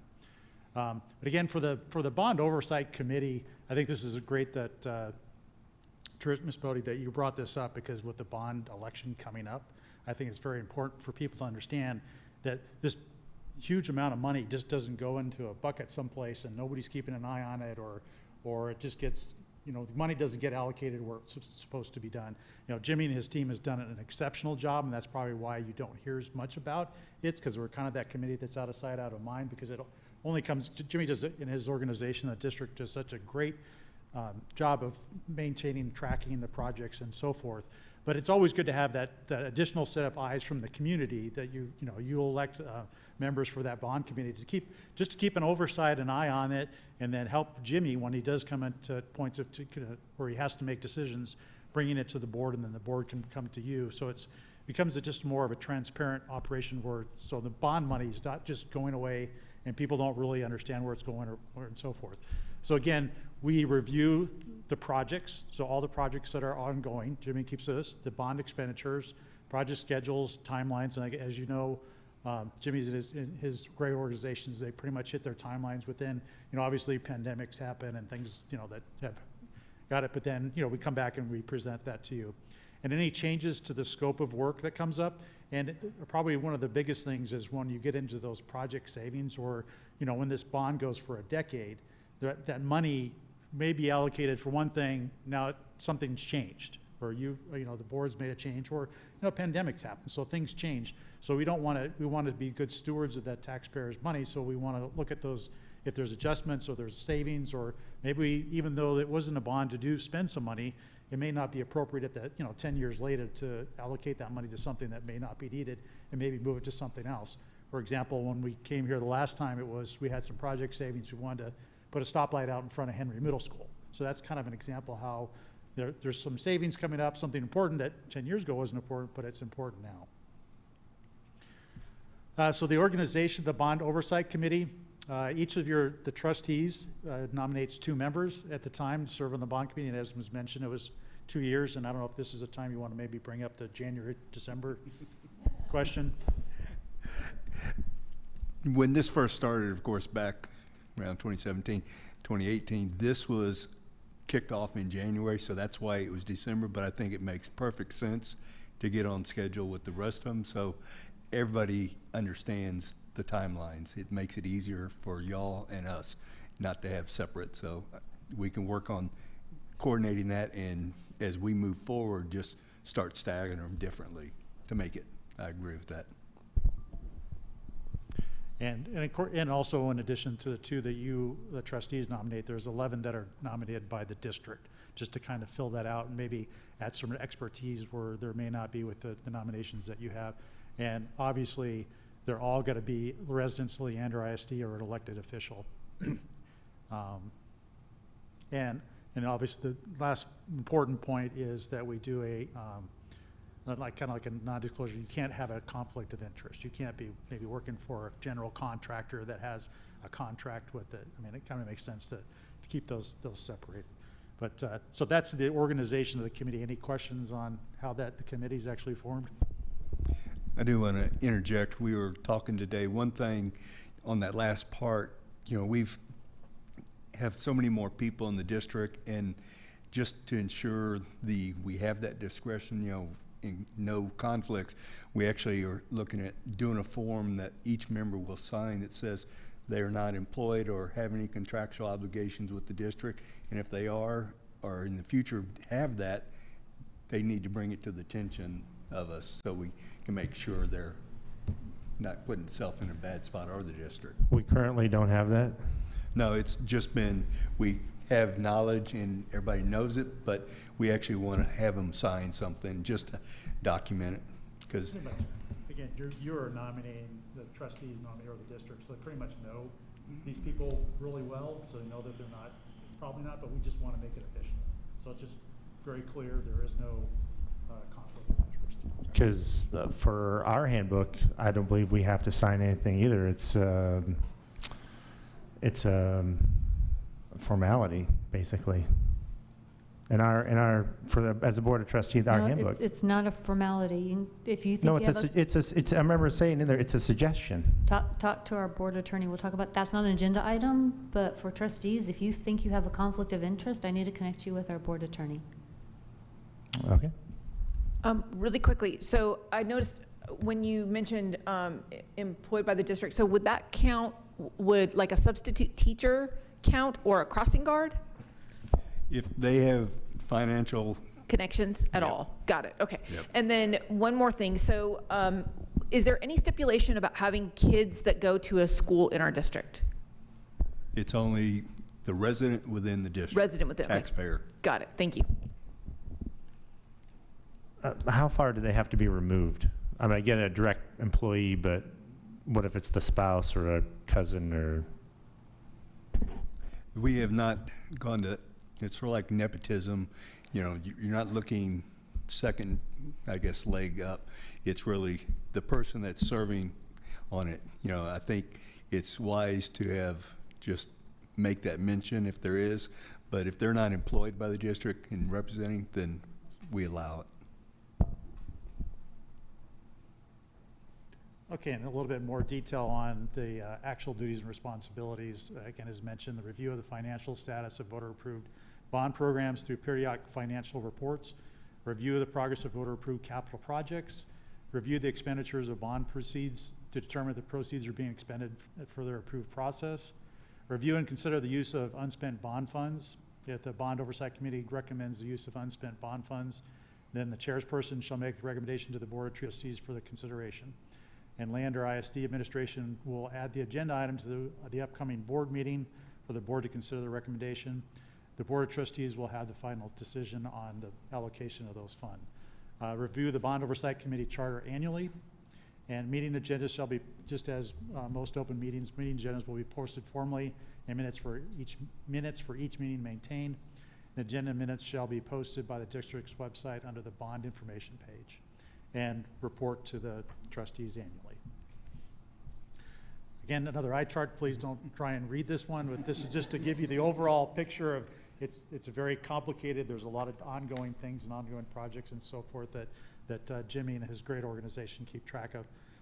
To kind of go to a much wider view here, this is the 2007-2017 bond project savings, and you can see the column for 2007, 2017, and then the overall what was reported out in April of 22. So again, this is kind of going back. This was already presented to you and voted on, was the 56 million savings, and then the additional ones, which due to the bond issue from last time, was the not doing the high school 8 land and then the transportation center.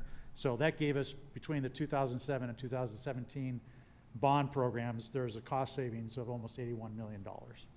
So again, high level, any questions on kind of where that project savings was at?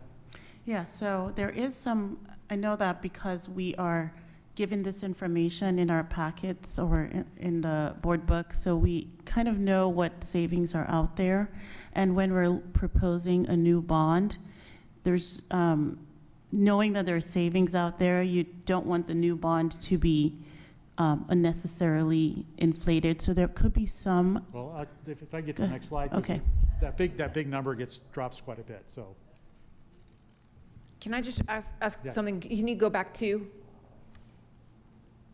one more?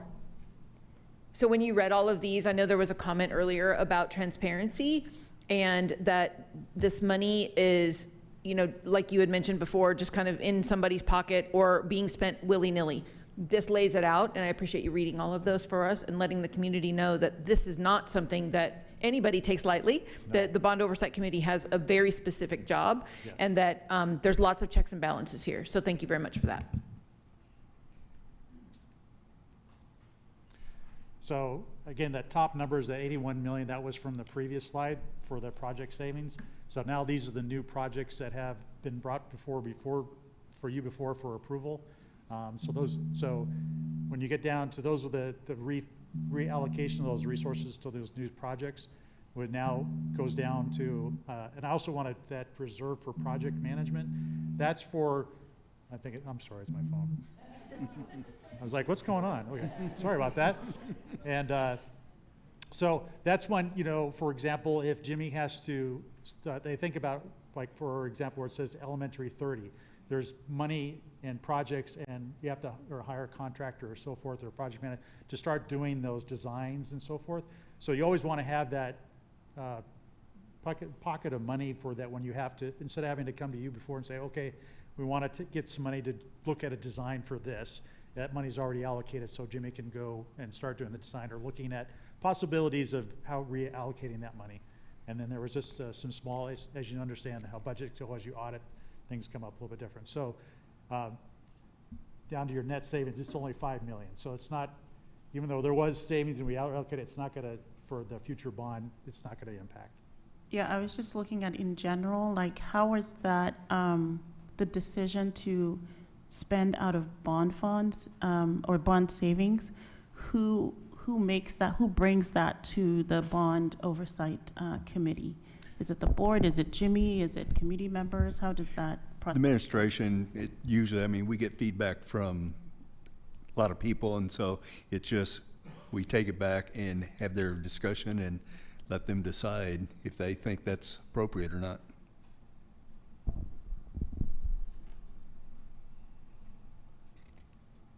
Any further questions? I just want to tell you, thank you guys so much for all the work. I know that's a lot. It's a lot of looking at numbers and figuring things out, especially with the changes we've had in the area for, you know, construction costs and things like that.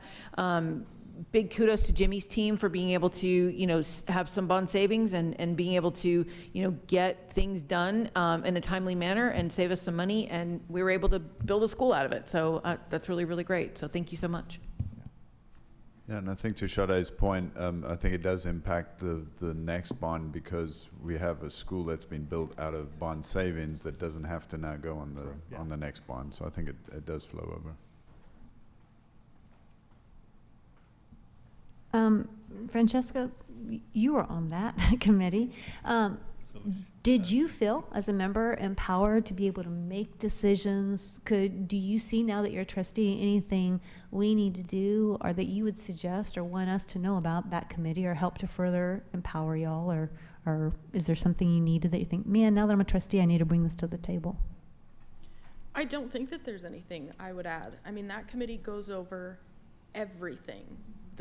Like y'all were saying, we got charts of the status of current projects down to the dollar of what was being spent on them, down to the days it was taking. If there was a delay on north with wind. So when we went to go tour, some of the stuff that would have normally been there wasn't, and we got that explanation. Jimmy was at the meetings, there were assistants at the meetings, the CFO attended the meetings, so that if we had questions on finances, we could ask those. If we had questions on building procedures, we could ask those. We had access to every single thing through Jimmy's department and through the financial department, so that we were able to tell what is going on, and at least I felt like everybody had a voice. Everybody on the committee was able to voice their concerns and ask questions. We were well represented through all the feeder patterns, and we had great conversation. And the committee I was on approved the elementary school 30. And there were some long conversations there because that's a lot of money that you're looking at. But there was never a time where I felt like we weren't given access and we didn't know what was going on. And all of the information that we put together is then made public, just like any of the other committees. So if people wanted to see what charts were you reviewing, they're on the website. Our meeting agendas, our minutes, they're all up there. So I think it's a great process, and I appreciate the work that's done through it. So just to piggyback on what she just said about, I know there were some citizens' comments about transparency and worrying about, you know, where are the dollars going and all of these questions, but yet what Bond Oversight Committee is telling us and what Francesca's sharing with us now too, and that you can find all of this on our website. You can find all of those financial documents and all of the bond spending and where the projects are, where they are, how much we've spent, how much we have left, what work is left to be done. So I would recommend to our community that they have questions about the transparency piece. If you have financial questions, that it's all on our website and all available to us. And I'll add, this fine spreadsheet here is given to y'all monthly at each board, every month at the board meeting. So it's readily available every month. It's updated. So we try to keep it. I mean, that's the live record of it right there, where it's going. Do y'all feel, as you're looking at, I mean, we've heard before of sometimes how the prices of the items seem expensive to our community, seem expensive to me. As you move forward, do you try to reduce padding? But no, you've got to be careful because we're going to ask you, are you on time and on budget? So what as far as Bond Oversight Committee, I'm curious about, you know, being on that committee, what questions are y'all asking about, you know, the expectations of the prices as they come in? If there's too much savings on an item, do y'all do further expecting on that inspection to go, well, we really shouldn't have that much savings? Or can you walk me through that process a bit? I think it just is as a consumer, when you go shopping for something, you're going to ask, well, is there a different option? Is there a different supplier? Is there a different contractor? Was the bidding process done in accordance with the district bidding procedures, or for like example, DIR with IT and stuff like that, that's already pre-contracted work. Just asking those questions, I think, is anybody that is a common, a student or a parent of a student, and you want to be prudent with your taxpayer money. So, are you going through all the different options? Have you looked at everything that possibly, or do we really need X? You know, what was, 10 years ago we needed X. I mean, we talk about the schools or different things that we've seen that we've decided that not to be done. It's like, does it really need it? Is that same thing that happened, what we needed 10 years ago, is it still needed? Or, or is there a new need? So I think we're asking all those same questions that you would if you're going to go buy a car or a house or something like that. Is it, you're not going to, we look at it as our own money. And so we're just like, we ask those questions. That's helpful. Or And I'll add to that a little bit that it was really helpful when we went to go tour North while it was under construction, because they were able to point out to us, this is what's different from previous buildings. This is all the new energy stuff that's coming in, and that's saving us money on utilities. This is what it looks like. This is the new layout from the different elementary schools that we had previously. This is where it saves us on efficiency and money in this part of the actual planning and design part of it. So there is literally no part of the process that is left out. And for bond oversight to be able to actually go in and see what they're doing while they're doing it is really helpful, because you can visualize what those savings are or why it might be a little bit more, because it has to be different, because North can't be built the same way that Whitestone was or that Fabian was. You have to make those changes as we go forward to be more efficient.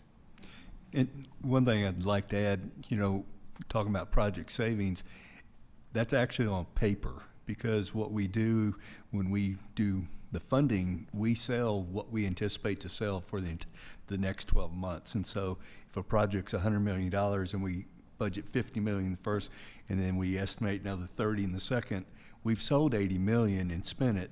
The 20 million has not been sold, so we're not paying any interest or, fees on that. So that's the good thing about the way we actually sell the bonds. We don't just sell the project all up at front and sit on the money. And so it's not being wasted away and paying extra for it. So I do want people to understand that. And thank you for bringing up that point, because when we did that tour, I lost track of how many times, they were describing how they had learned from a previous school building or something where we're going to, I think it was with the janitorial closet or something, the Stop sinks. The stop sink. It's like, it's probably costing us a little bit more, but they noticed with the other schools that there's a significant savings and time savings if they just built the sink a different way. So I lost track of how many different times that they look at, what they did before, and they get feedback from the janitorial staff, the teachers. Okay, what would make your job easier, or time consuming or money saving? So it's a lot of, I know quick charts, but there's a lot of detail that goes into really being prudent with their taxpayer money. Well, and I think that goes to say, you work smarter, not harder. And so Right. when we set ourselves up for success, it makes things a whole lot easier on the backside. Absolutely. So, and then we're not trying to, modernize buildings that are so old, right? As we build new, it just makes sense to do it better. And the flood height on the, Yeah. The way we do our wall systems, and, it's not material that wicks up water if you flood it. You don't have to replace all your sheetrock. It stops right there, so it Right, just to your saves. point, harder. Yeah. We always want to do our debriefs, and I always tell people, tell me what's wrong, because that's the only way we're going to improve it, if we know what's wrong with it. What's good, that's great, and we're doing a good job, but we want to know what's wrong so we can improve it, because we're looking to always make it better for the next campus.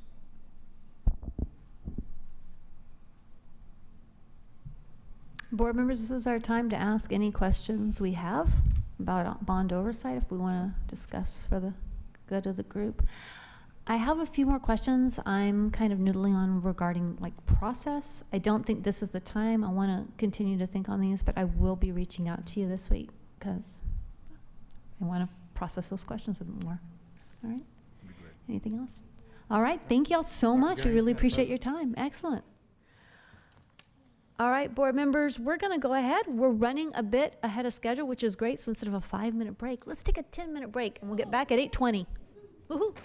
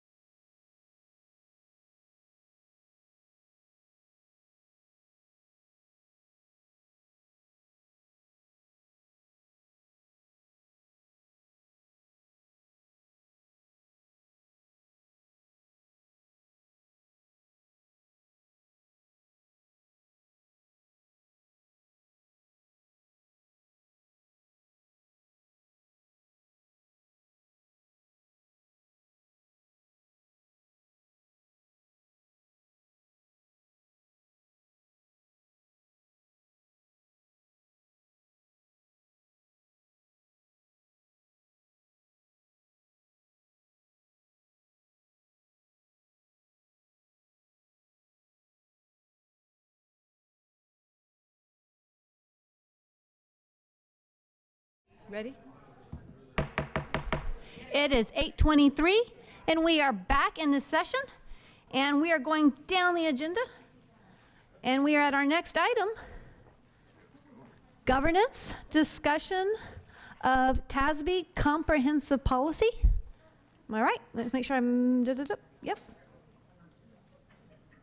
So, our chair to lead that discussion item is in here. Oh, yeah. Yeah, we need our chair. Okay, she'll be coming up here. All right, well, while we're waiting for our chair, I guess if board members can pull the item up.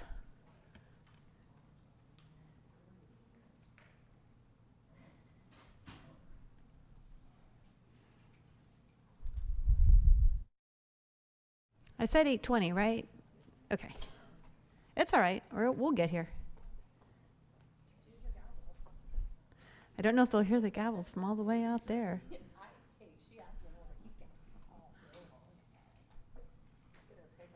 Yeah, we've got the budget after this, so I can't go move any of the other items. I mean, this is it in the budget. And these are both two long ones. I tell you what, since you're already here, let's go ahead and we'll start the letter and discussion. I have a question, and then we'll let our chair come lead the discussion in just a bit.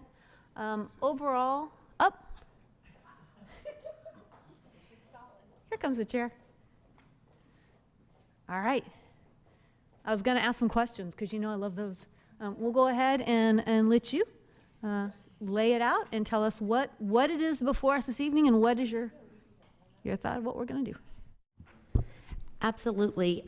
So I guess it was about 2 weeks ago the committee met, right? It seems like maybe more than that. I don't know. But we kind of mapped out what, looked at the work that needed to be done and really, scooped that out and talked that through with our council and decided on 2 phases. And phase 1 really being all of these TASB pieces that need to be looked at and addressed. And then phase 2 being a lot of the pieces that in board meeting were like, is that policy? Is that something we should look at? Are those pieces that, we want to address? And so right now we're focusing on those TASB pieces. We're in a legislative session. We know that there'll probably be more soon. And so we want to make sure that we get through these. We recently scheduled, I think, 5 2.5-hour meetings over the next couple of weeks. So we'll be spending a lot of time together going through TASB policy. So that's the short. And there's a lot of pages tonight to look at. Is the thought for us to look at just maybe the items that we all can quickly go, yes, yes, yes, and then the ones we have questions on, we send it back? Or what is your process for this evening on what's in front of us? Really, this is just for discussion tonight, not for action. I think really probably the most efficient way to go about it is if there are particular questions or particular feedback on ones, if you could identify those. There's 2 different documents. One is the board letter, which is really actually the board letter we had for, was it 2 board meetings ago when we deferred this item. But it has all the annotations that are my attempt to help the committee to summarize the rationale behind the changes that you see in the other document. The other document is the actual policy language with strikeouts and additions. And just for ease of reference for everyone, I'm trying something new here to help us all be able to get to the same page faster. You'll note that it's bait stamped at the bottom of that document, so it'll say Comprehensive Policy Review 001. So if you're looking at a specific page, if you could go to that Bates number, we can all get to that page a lot faster rather than trying to find a particular policy. But that's really the intent tonight, and then we can figure out if there's, what are the real problem areas, and then what is the stuff that looks like it's going to be okay with the full board, so that we know what to bring back for next time, and then what's going to need additional work. Is there a way where, if we're going to start kind of the discussion for tonight, if we start going through this and we find that the discussion might be more or something, do we have, can y'all think, I guess, of an alternate of way to handle? So let's have the discussion, but what I don't want to do is just spend grueling, because this could be a 3-hour, this could be a workshop. And maybe that's what it's supposed to be. I don't know, but I think let's start the discussion however y'all wanted to have it, but let's be ready to pivot if we hear something and think, okay, well, maybe the board needs, yeah, another way to address. Honestly, we didn't think it was going to be one of those long ones. We're going to go through all of these in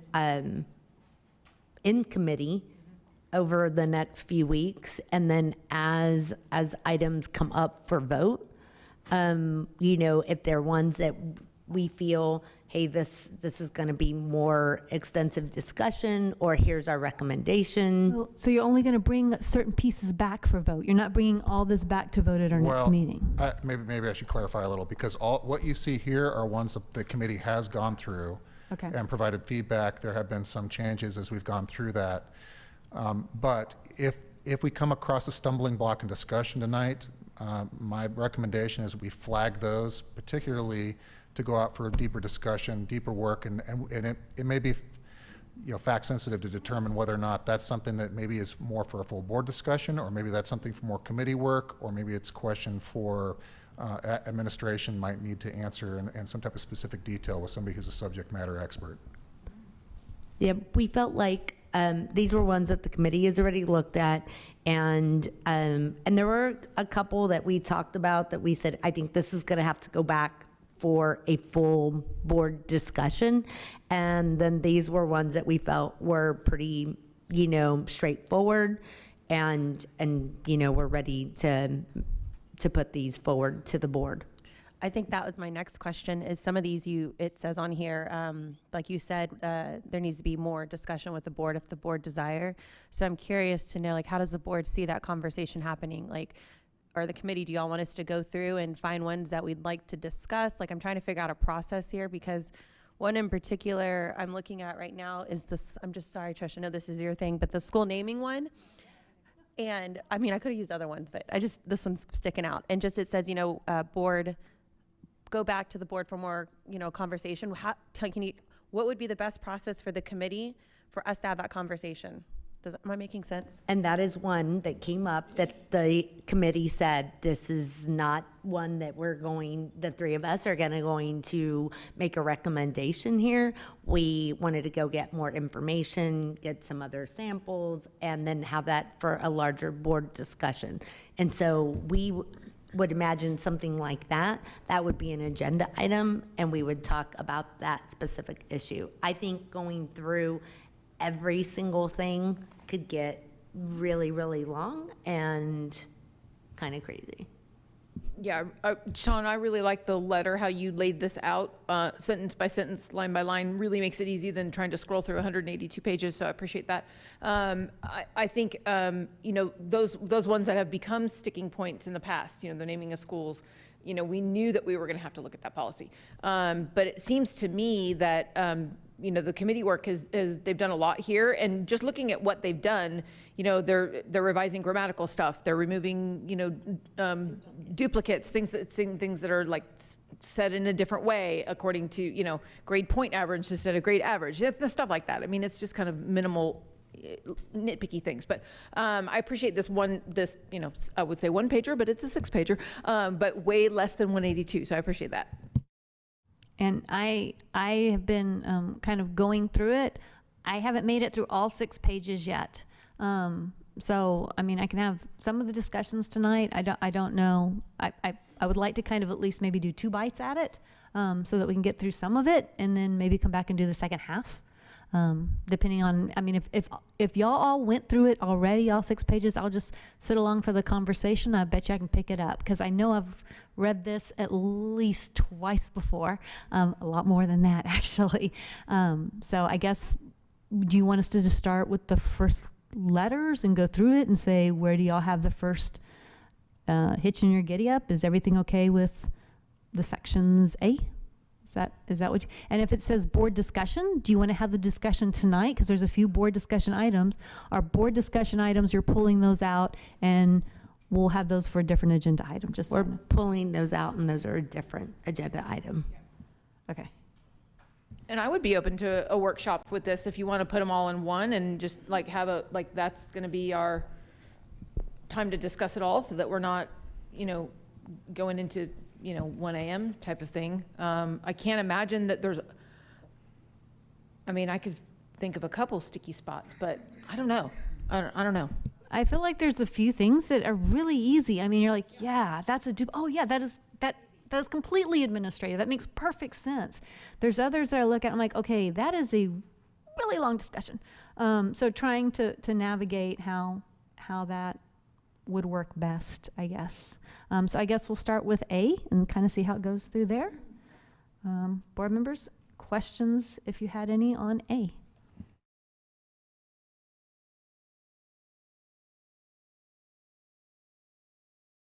I do, but my screen keeps flipping over. Mine is on AE. My question is about the philosophy part of it. So we matched all of our goals, we matched our core beliefs, but we left the philosophy that's been there for I don't know how many years. And then when I look, I don't know how it aligns because legal's been changing a bit. I'm curious for our committee, why did y'all leave that philosophy language up in the top portion and not have it kind of more aligned to maybe, I don't know, just really focus quickly on core beliefs, strategic plan, mission and vision. It looks like there's this lot of discussion and then it gets to that part. So I'm curious why y'all made that change or what was your goal?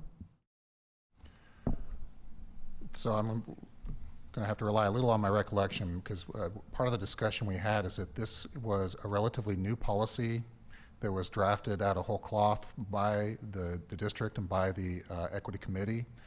And we didn't want to completely rewrite all the work that had been done by that committee. And I think that there was a strong feeling amongst the committee members, although I'll ask them to speak for themselves, that we needed to maintain that philosophical statement. Now, in general, you'll see recommendations to take philosophy statements out. But generally speaking, AE is strongly driven by its philosophical statement. That's what much of the data that it gets collected as a result of it comes from.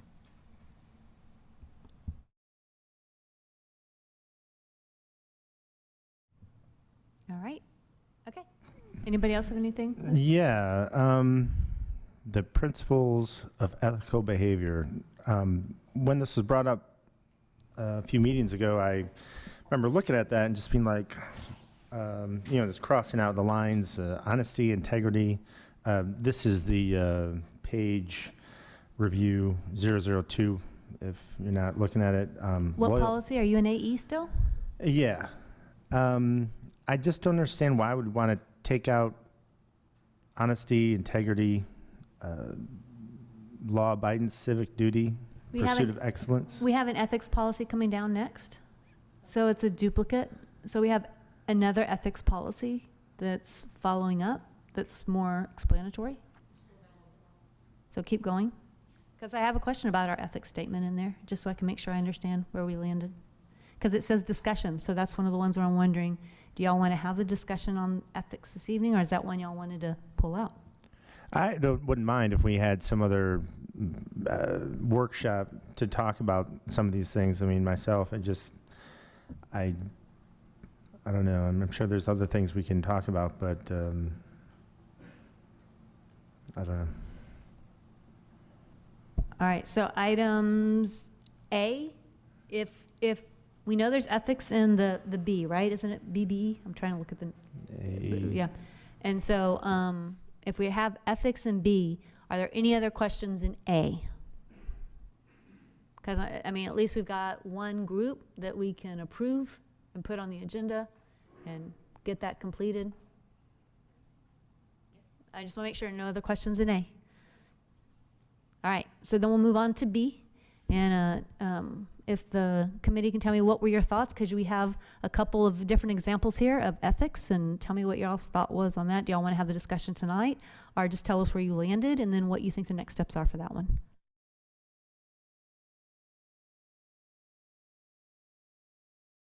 I know I'm trying to scroll back between my notes and the.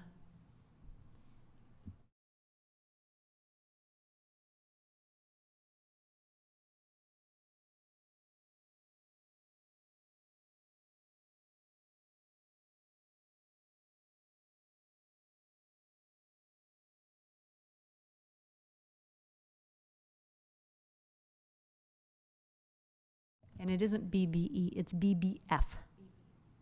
BBF. BBF.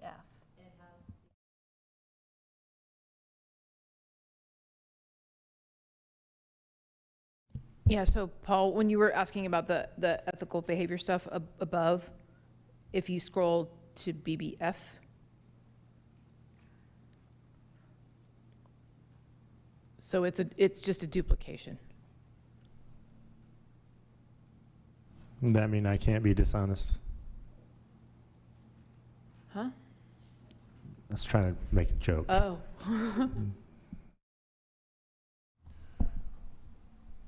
So to be clear, BBF, you have 3 options there for the board to consider. And some of it's stylistic. I believe in the whole they have the same content, but that it's really, we're looking to the full board for what their preferences on how you'd like that to appear and how the content's presented. That could be something you decide tonight, but if that's something that you would like to take more time on, I would certainly understand that.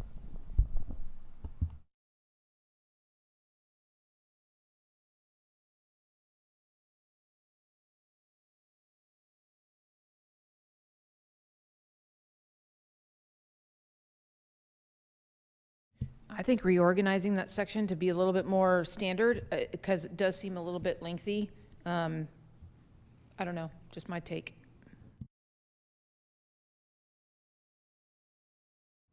My thought is I get the whole suggestion of it spells E-T-H, you know, that's cute. But do we need that? I mean, I think, you know, student focus is important with us. Well, now that we put student focus first, we ruin the whole little ETH. So then what do we really want in there? Like, what do we really think? And we already do have some ethics statements in our board operating procedures. And so I'm curious about, like, maybe if we take our operations, is there a way to align that a little bit? I'm trying to pull up my notes too on that, because there's really cool statement we had. Oh, come on now. My fingers keep closing a screen and then I open a screen. I felt like the standard format was kind of old looking and dated, and I felt like the current unique policy was a lot of what we've worked on, and so I like just using the current unique policy. What do y'all think about aligning to some of the things that are in our board operating procedures? In our board operating procedures, under board meetings, 5C, it says the board will hold itself accountable for governing with excellence. This self-discipline of excellence applies to attendance, beginning meetings on time, preparation for meetings, adherence to policy-making principles, respect of roles, active participation in the monitoring process, and ensure effective governance capability into the future. And that's in our operating procedure. I'm just wondering what do y'all think about that in here? Maybe it doesn't have that role, but I saw some overlap, right? I was trying to figure out, is there a way, because y'all are getting rid of duplicative language. It would be good, I think, if we could find some alignment. I think that's what I'm thinking of, because I feel like we've done some kind of not a workshop, we've done some type of activity where we were talking about this, and I believe it was at our board retreat, and it had to do with our board operating procedures, and we went over our ethics and whatnot. Can we just use that? Can y'all just use that, what we got out of board operating procedures, and do your own thing? I mean, We have several sections in board operating, so we did take and redo that one section, but there's a few other ethics sections we did throughout operating procedures. Because remember, we keep saying we want to go back later and clean it all up because we have some parts that are in different parts of board operating procedure. So I feel like I would love it if y'all could go find all those ethics that we've already, because that board operating policy is something we've been working on language for some time. So yeah, if y'all can just go scan that and get those pieces together, and then y'all do it. Then when they come back with their suggestion, it may help us better align that board operating policy work that we're doing, so we can get it, so we can be cleaner and aligned. I do have a question about that. Was that the exercise that you did with Sarah on at the retreat? I think it was. Okay. Yep, and that's in the first part up there. It's at the very actually top of our board operating procedures. Got it. The word I was talking about, because I see in here in ethics, it talks about like this attendance and adherence to your roles and all that. That's in board meetings 5C. I was also curious, and I don't know what y'all think about it. Probably not, but if you would just maybe keep back there for a point of reference in case we need it. The State Board of Education, right? That's an adopted framework for trustees, training and development. But if you see anything in there that applies to ethics, that may be something we want to adopt. I don't know, just use it as a reference point if y'all think it applies. And then I have a comment because BBF relates to board members. But when we were looking at AE earlier, that relates to the district, so it's beyond just the board members. And so I just wanted to clarify that. And when we talk about the board operating procedures, that's also board members. So I just wanted to clarify that with respect to the discussion we're having on ethics. Yes, ma'am, that's correct. Generally speaking, the organization of the policy is the basic underpinnings of the district, where B is more about board governance, and then there's some operational things in there, but it's essentially board governance issues directly related to the board, so you're correct about that. Well, but Sade, are you asking though, for A, do we have ethics for our district then? So board members, what did y'all, I mean, if we have ethics for our governance, which is great, that's B. Do we have any ethics statements in our local under A? I imagine there's some legal, but local, did y'all look at that and decide if y'all wanted language? That's not a specific issue we've looked at. That is covered in your student code of conduct, of course, your student handbooks, if you're talking about folks outside of your board. And of course, your educators, we're all held to varying codes of ethics based on our licensure or and by virtue of our employment, and DH, I think, is what Holly was referring to. Yeah, I know we did talk about removing duplicates that are elsewhere, like in the student handbook. Do we need to reference that it's there, or it's okay to be silent? I mean, I'm fine either way.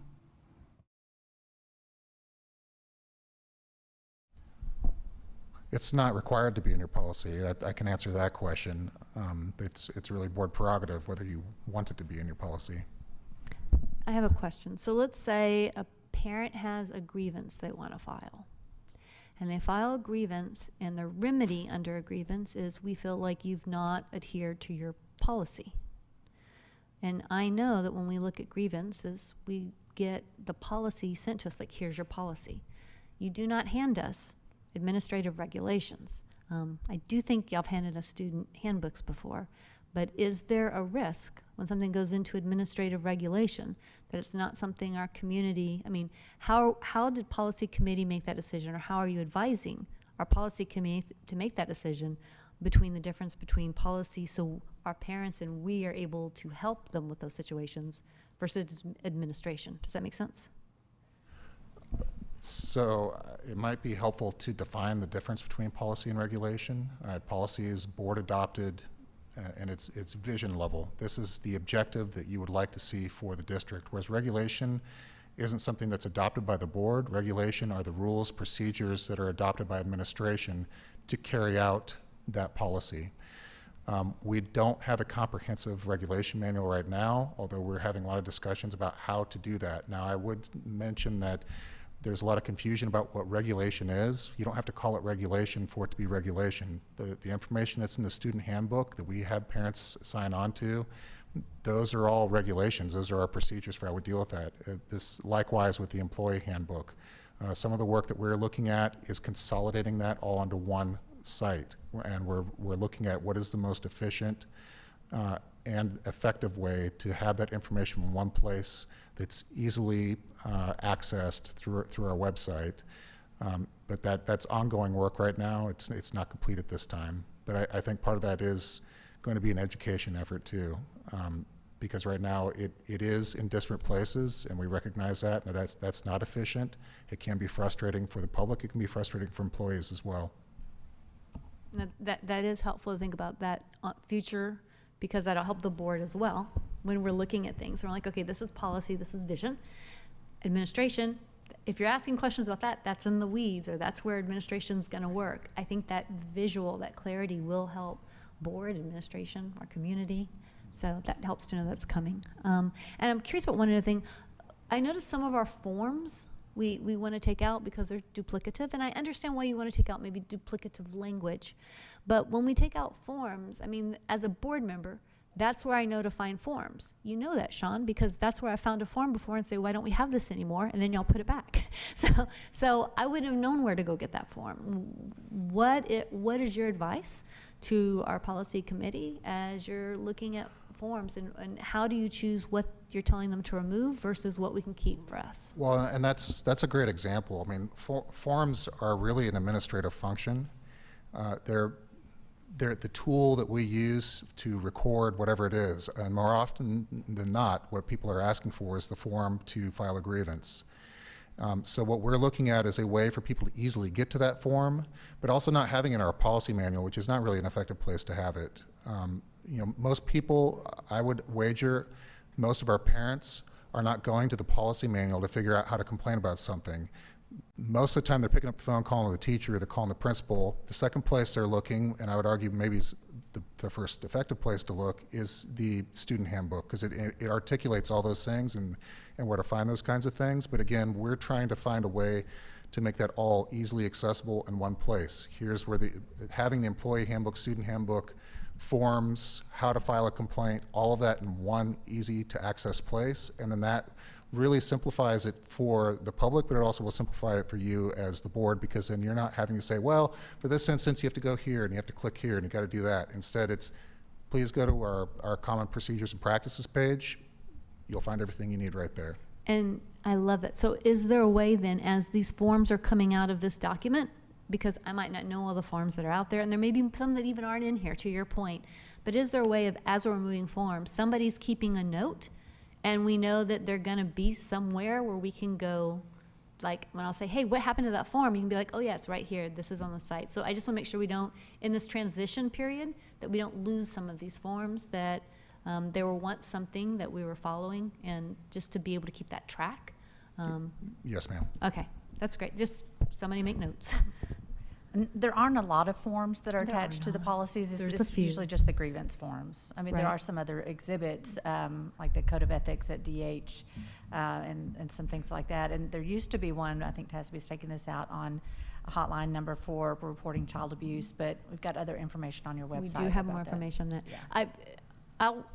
There's a few forms. There aren't many, but there's a few. So that's all I want, is just to keep track on it. All right, moving on, BQ would be my next question. Does anybody else have any questions before we get to BQ?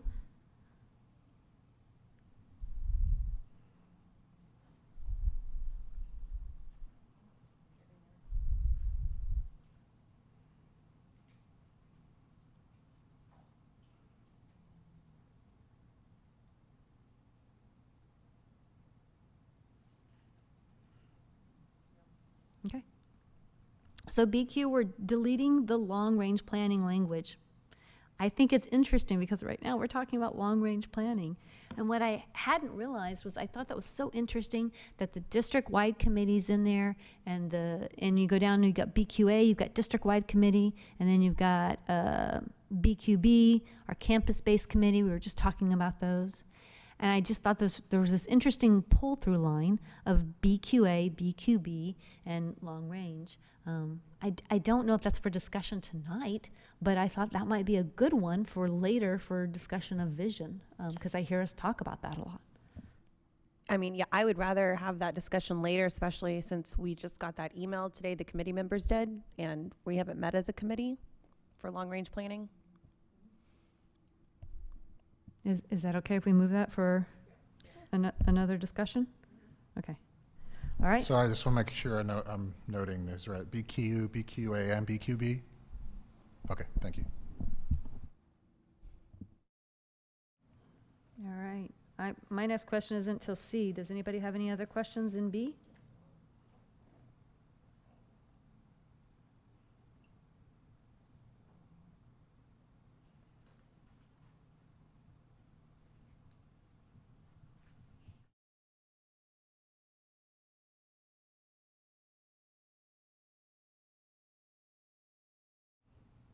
Okay, so we're in C now. Anybody have questions in section C?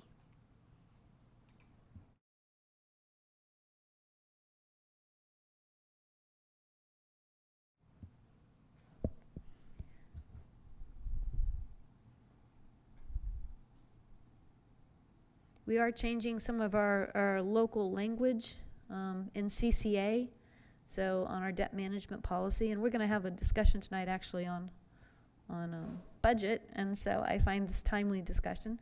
I'm curious about kind of that removal on the purpose statement of our debt management policy and why we're removing that from local. I'm sure there's a reason. I'm just, other than it's recommended, what is it? It's recommended for removal, but I'm just curious why.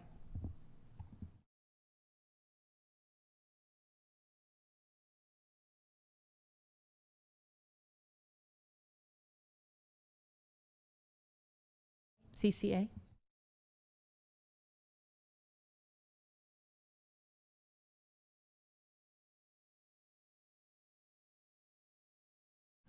So I'm not quite following the removal piece. There's a reorganization on that particular one, and it may look like that because of a strikeout, but you'll see that the language in 12, although it struck out, it appears now in 13. The idea was that numbers 1 through 12 were about addressing financial impropriety, whereas 13 deals with failure to comply with laws and guidelines imposed by other entities. So really, there's not a deletion that I'm aware of here, unless I'm missing something. That's just a reorganization of that numbered text. Okay, so let me make sure I'm looking, because I'm trying to do both my notes on this screen and this screen. We're looking at CAA? I should have printed out a hard copy. It could be this could be so much quicker. Well, I'm looking at the wrong one, so CCA. please forget everything I just said. Okay.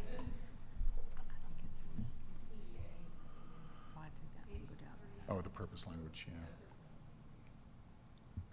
yeah. Okay, now I follow you. So generally speaking, TASB recommends not having purpose language. That takes a policy out of standard, and it's fine if you want to leave it in there. There is an additional cost for maintaining a policy that is non-standard, and you know, that's just a general approach that TASB takes now, is to not have purpose or philosophy statements, generally speaking, in policies, that they believe that really is inherent in the intent of the rest of the language. But if you wish to keep that in there, that's at the discretion of the board. Well, I think legislature is going to try to be dictating to us some philosophy and policy. So I don't know if we're ever going to get rid of all of our philosophy and policy. Here's my question. You said there's a cost. What's the cost?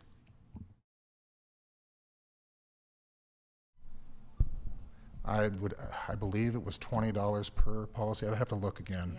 Yeah, it's been quite a while since we had that discussion. I'll check back in with our policy consultant. For the whole part of C, for them to... For each unique policy. I'm sorry, say it again? For each unique policy. For each, so every local policy is a unique policy? No. Okay. So if you look at the bottom of your policy, on the left-hand side of each page, it'll say CCA local, for instance.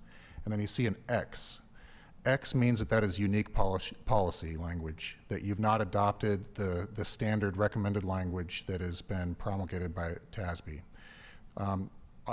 If it's something that's standard, it'll either have no code there or if there were options for the board to select from, it'll say A or B or whatever. So when you see the X there, what that's indicating is that this is already unique language. Is that language what the TEA has? No, TEA does not promulgate policy language. And TASB merely makes recommendations for policy in order to ensure that your policy is compliant with federal, state law and regulation. So the policy's ours. So you need to be reading all these 100 pages because this is, or how many pages policy committee have y'all gone through? It's a lot of pages. What's the total here? 182 pages. And what page are we on right now? Okay, we're moving along.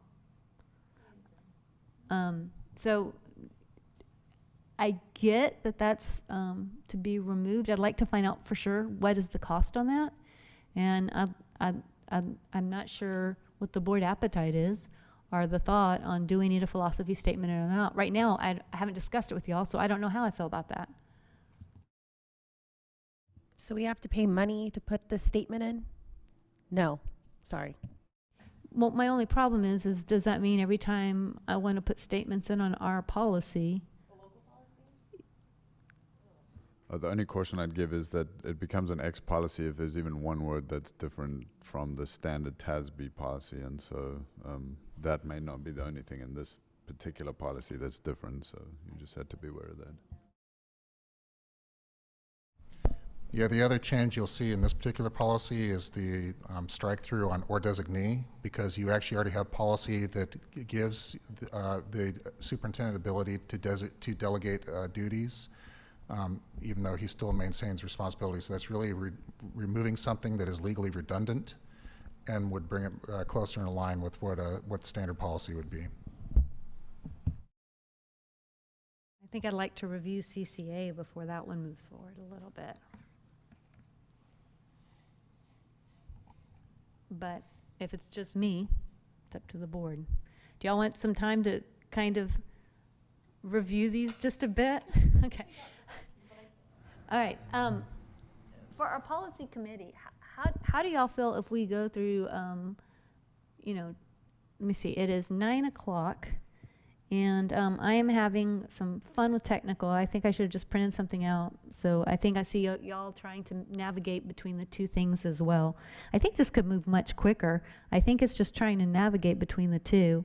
And I'm worried this is going to take longer. Is it okay if on the next meeting we go ahead and get approved at least all the way up to get CB from, except for the ones we said, to get to CB done, and let's go ahead and prove that, and then do the final bite at this apple at the next meeting? Is that okay? Yeah, and what I would recommend too, because the committee has spent so much time already going through this, and we have 5 2.5-hour meetings scheduled in the next few weeks to continue this process, is if board members looked at this ahead of time and came with each item that they wanted to discuss, because I think us trying to scroll through all of this, then I kind of question, why are we spending 15 hours doing this in the evenings if we're going to do it all again right here? And we should not be doing it all over again. We really Right. should be looking ahead of time, see if we have questions. Some of these questions, I think there's a few of them that I've already sent on, so I'm not sure. There might be some maybe, and there's some items like we just said, they're discussions, so y'all already wanted to pull them. So we definitely do need to manage that and make sure questions are getting over to y'all. Board members, how do we move this quicker? What is the best way to get the questions? I guess we'd have to go through Sean so we don't, without a quorum break. Okay, just clarifying. Also, just to clarify, so at the next board meeting, you're going to talk about approving the policies up through CB with the exception of BBF, BQ, BQA, BQB, and CCA. That's what I have. Yes, you are going to pull language for AE from board ops, so y'all just update that Is that, oh no, it's not AE, it's BBF. I see. We're going to pull that then. Right. Okay. All right. Right. So can the rest of those be put on the consent agenda? I'm fine with that. Board members? Move that. That'll go quicker. I like that. All right. Now, questions. Just what kind of format do you need, Sean, on questions for the rest of the policies, right? Like, if there's some things where I'll just be curious, like, why did y'all want to do that? Just to find out what the committee thought when they went through that process.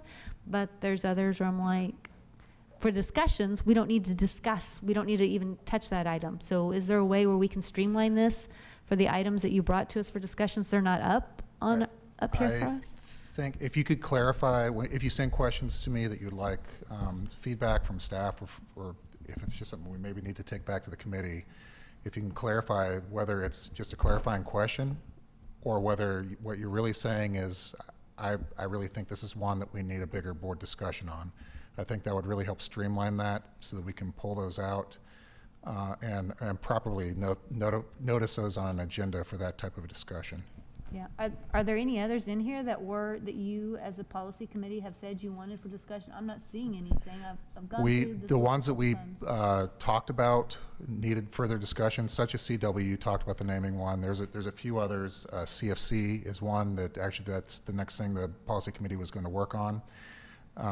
Those you won't see in this packet. We were really bringing forward the stuff that the committee had worked on and felt was, ready for full discussion and potential action. I only think, I don't think there's that many more, y'all. A lot of this is, you cleaned it up. There was duplications. There's things that obviously are administration. Like, there's a lot of work the committee's done here. I mean, it's obvious.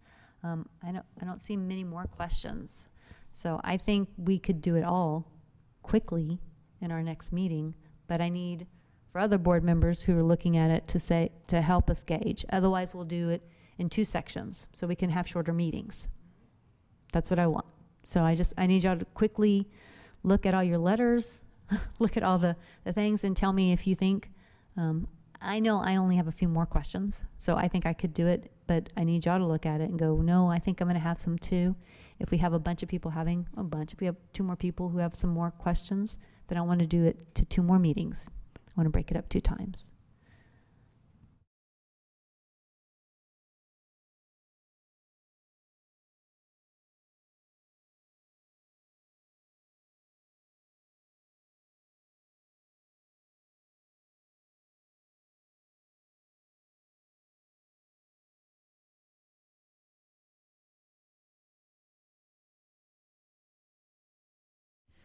So Trish, are you wanting to break up what we have here now or the rest of the entire policy?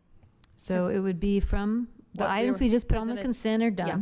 So now I want you to look what's left, pages, 2.5 to 6, and see if you think you have a lot of questions you're going to be sending to Sean. Like, you can kind of look at, like, I can look at it, I can kind of see how many questions you have.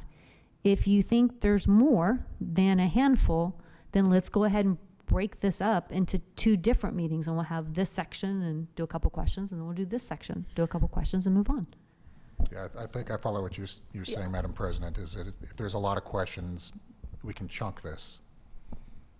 I guess my question to the committee members, I notice on here y'all have, the board, more discussion with the board. I'm assuming during y'all's conversations, those are the items that y'all picked out so for me personally, I'm going to go through and figure it out. And if I have questions, I will send to you. And I mean, I don't think we need 2 meetings, but I do think it is going to take work on all of us that are not on that committee to actually go through there. And at the end of the day, if you don't do the work, then that's really on you as a trustee. And so I just think 1, because I feel like they've identified the ones where we need to have more discussion.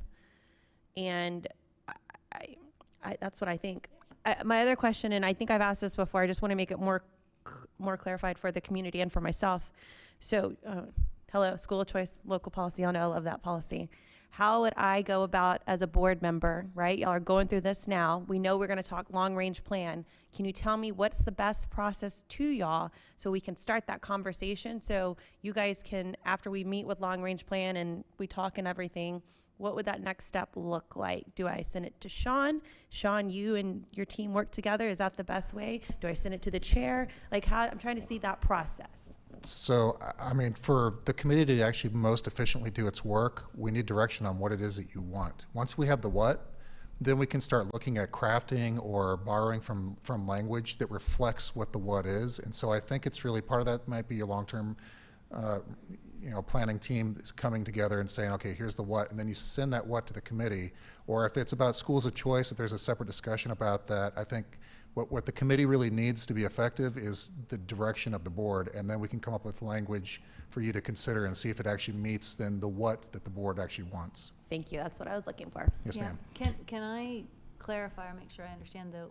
For now, for the immediate need, we need to look at what the committee's worked on, not give them more. Let's look quickly. Yeah. So let's look at what the committee's worked on quickly, identify the questions we have. We'll get them to you. And then let's say if we get them to you by Wednesday next week or Tuesday next week, to be able to make sure you've.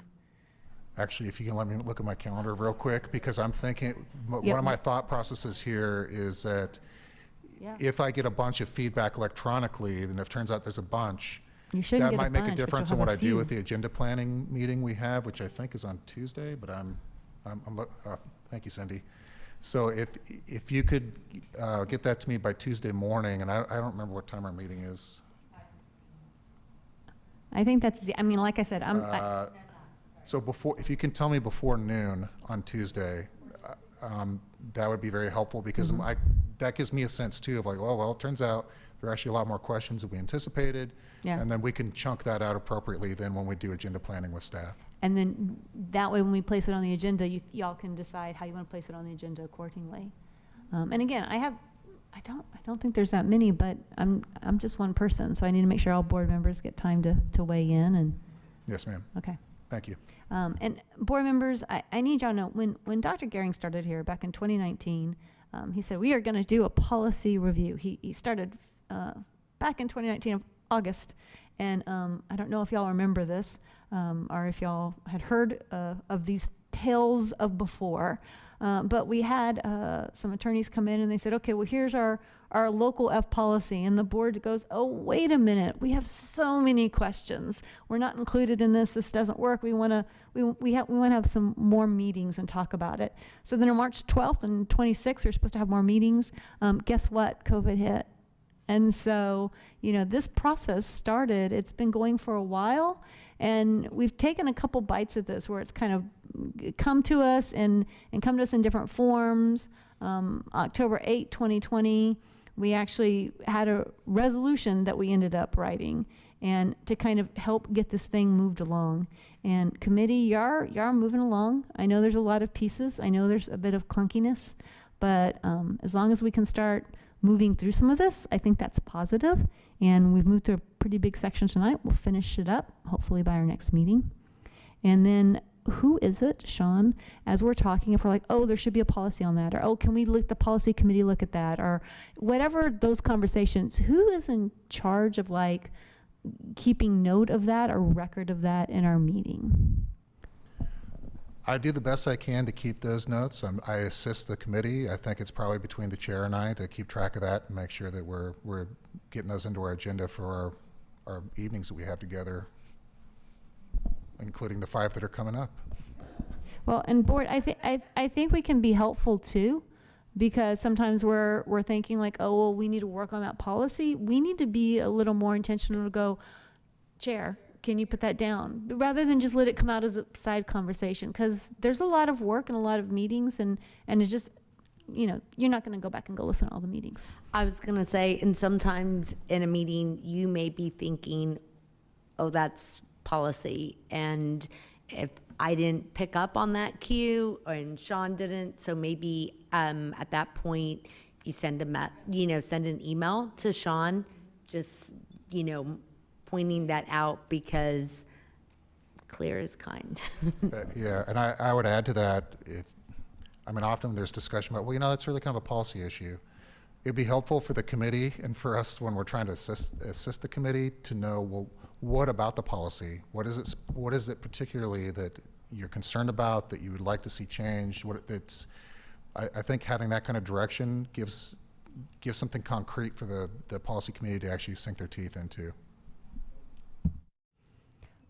Okay, any other questions, board members? Okay, we're moving things along a little bit, we'll get there. We'll get there. Thank you, committee.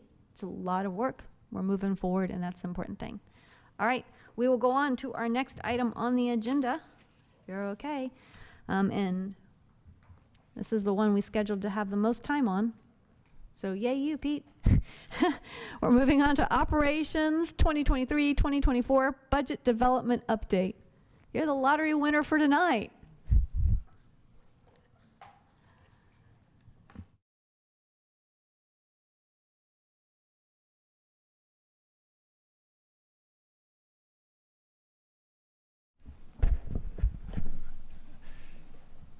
Good evening, Madam President, members of the Board of Trustees, Superintendent Gearing. Madam President, I appreciate you stating that it will be the longest, so you set the bar so I can beat that and not. Tonight I have with me Gina Mitschke, our Director of Budget, who is responsible for the vast majority of doing the day-to-day putting together of our budget. So we're going to go through our presentation tonight. We're going to update a lot of the information that we gave and discussed in January. One of the main things I do want to just kind of mention, and we'll focus on a little bit more for the latter part of the presentation, is we kind of take a different approach.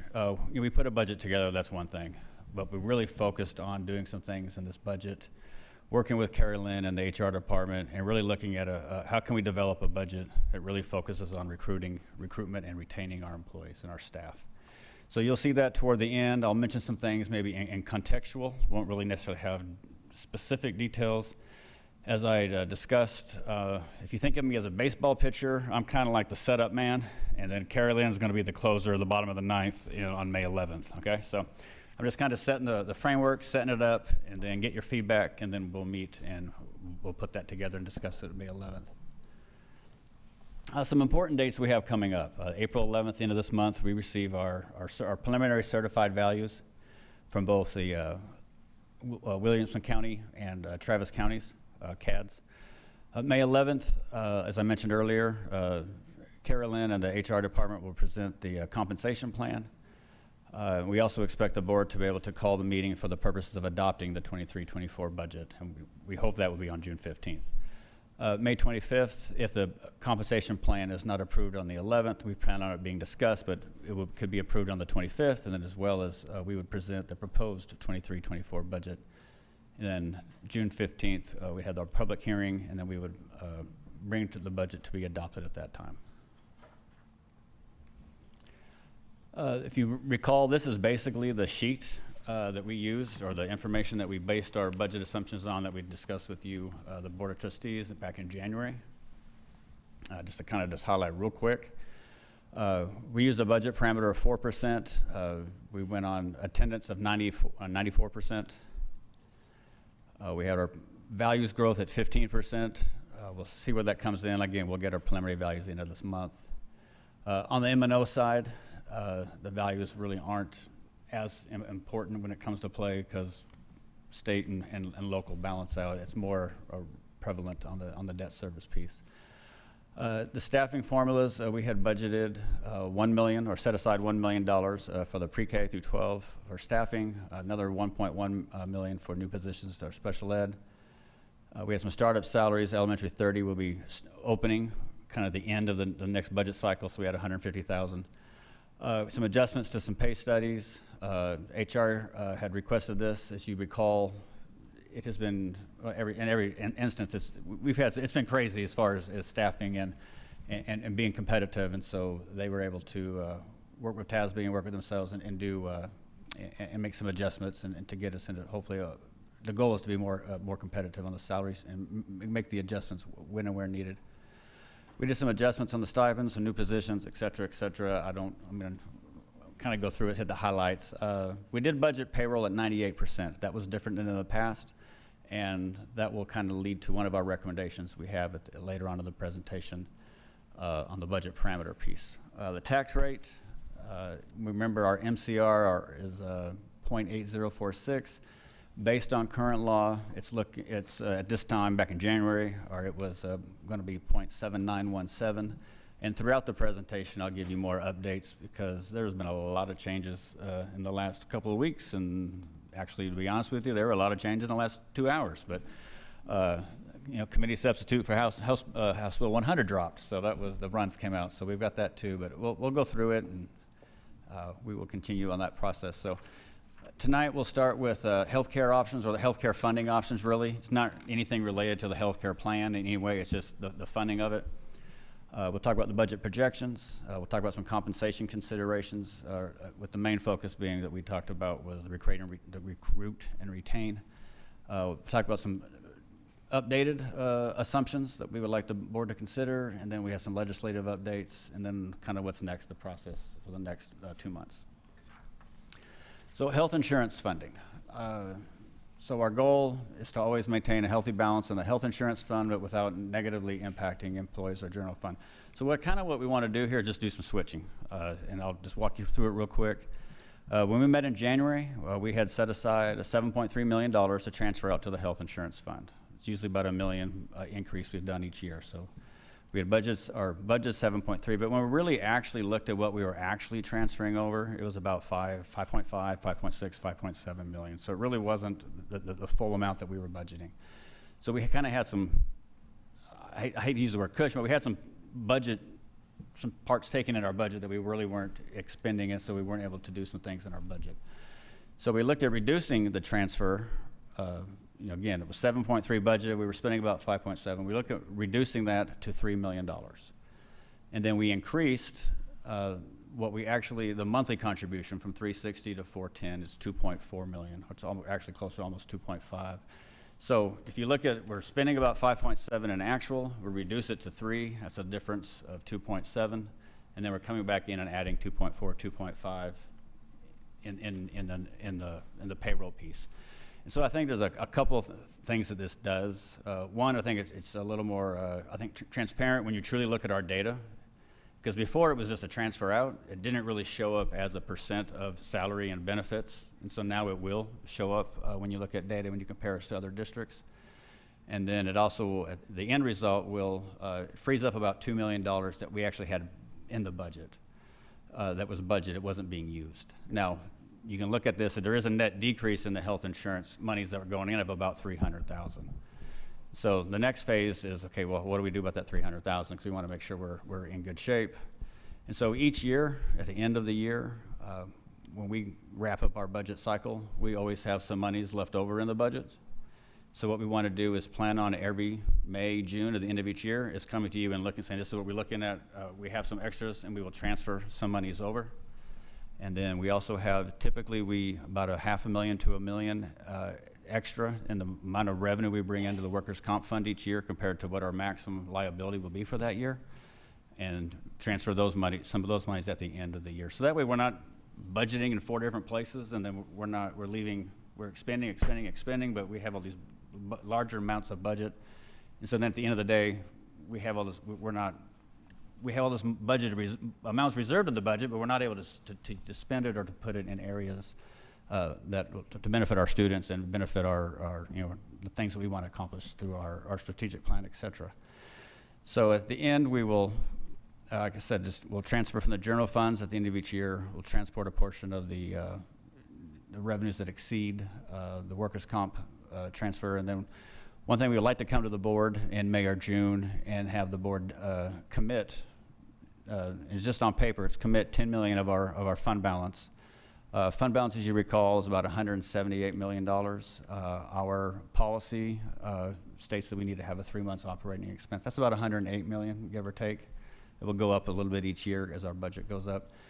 And so we would like to commit 10 million of that general fund balance, just basically set it aside. It still stays in the general fund balance, but we're committing it for any specific needs we have in the future, potentially for the health insurance fund. That can be undone at any time by the Board of Trustees, but it's just, so when we When the fund balance, when we report all this to the state, anything you have committed gets reduced from the fund balance as reserved, and there's about 5 or 6 different reasons that that the state allows you to set aside those, construction, health insurance, et cetera.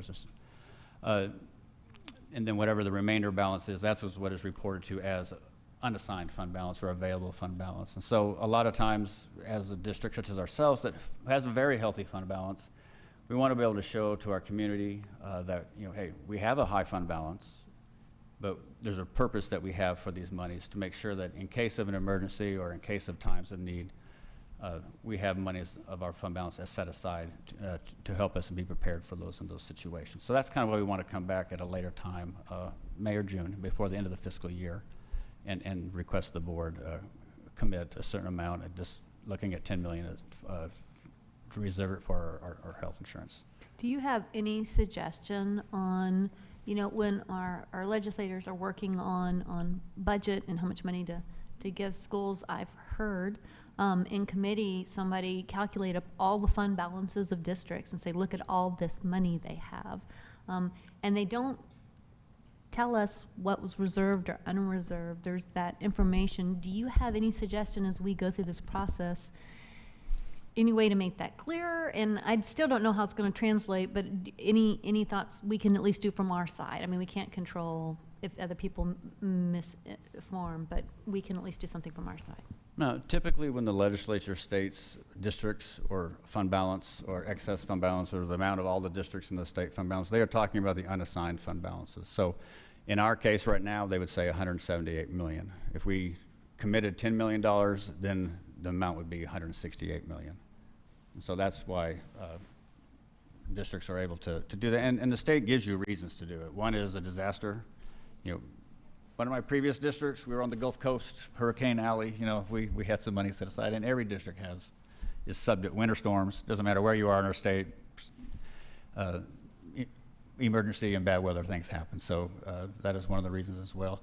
So that's why districts do it. It's a good stewards of money, a good steward just to show that we understand this is where we live, these are things that can happen, and we're prepared for it. Does this help us keep the health insurance at a rate that's comparable and competitive and helpful for our employees? Or what does this do? Why are we doing it this way? Really what the setting aside of the $10 million does is just letting our community know, letting our employees know that, hey, if something happens with the health insurance, the board has set aside $10 million to get us through a hard or a difficult time if needed. And so just by committing it, the district administration still has to come to the board if they're ever to use that for the health insurance fund. It's just a commitment. It's not giving it over to the health insurance fund. It's just we're committing it, reserving it, if you will. And then if that need comes up, we can come to the board with an action item to say, hey, we need to use that or a portion of this. And these are the reasons why. And to clarify, we've had these conversations, you and I have had them since when you first got to the district. We started talking about things that you were looking at, but now that we're seeing it, putting them all together, making sure we're still having some of those conversations. So thank you. And I'll ask you, I know I've asked you some questions ahead of time. I think there's still only one left that I'll make sure I ask. Thank you. I appreciate that. Let's see, there we go. So our 23-24 budget projections, if you look at the blue circle, that's we'll look at that in the column to the right mainly. So this is what we did in January. We came to you, we gave you the information very, very early in the budget process. And at that time, it looked like we would be about $15.7 million deficit budget for the upcoming year. Knowing it's very early, told you, hey, it's going to be okay. There's a lot of things that are going to happen. And then if you look at the next year out, it goes about just under 26 million. And then the next year out after that, it was just under 31 million. And using a 4% threshold, we were right within that. It was 16.5 million for 23-24, and we were right under 15.7. And that 16 kind of stayed there and went up to almost 17, 17.3. But our estimated expenditures were significantly higher. So now we have the next slide is basically the same information with updated information, just updated information. So right now, under current law, 23-24, looking at it, would be about a deficit of just under 15 million. What we have done is the next column to the right, it says the increase in the golden yield, or AKA the golden penny. The only thing that we have built in the increase in revenue is the golden penny increase. We haven't touched anything with the basic allotment. There has been different House bills and Senate bills, and they're going to go back and forth. They're going to play this school finance tennis match back and forth for a while. But you know, just using the increase, now the golden yield was fairly significant increase. I mean, it was $98.56 per penny per watt, and it's increasing to $126.21 per penny per watt. So for a district our size with our water, that's about $12 million a year. And then it goes up another $3 and change in the 24-25 year, and that's about another $1.3 million. And that has been built in to this estimate here. And so the $4.9 million deficit under current law, when we roll in the gold pennies, we know that'll go through. Now we're at a deficit of about $3.7 million. And then we're talking about what I mentioned earlier is we originally came in January with a 4%. We've done that for the last couple of years. And now I mentioned earlier we did 98% of payroll. We've kind of really tightened the belt on some of these estimates, and as such, we are recommending to go to a 3% threshold instead of a 4%, because we are getting a little more narrow and much more accurate in our estimates. We know we don't have quite the cushion that we had before, because we're scaling down our salary estimates to be a little more closer to accurate. So with that being said, we'll kind of break down that slide. The next 3 slides will break down revenue, department expense, and then transfer out. So our state revenues include, like I mentioned before, includes an increase in the golden yield.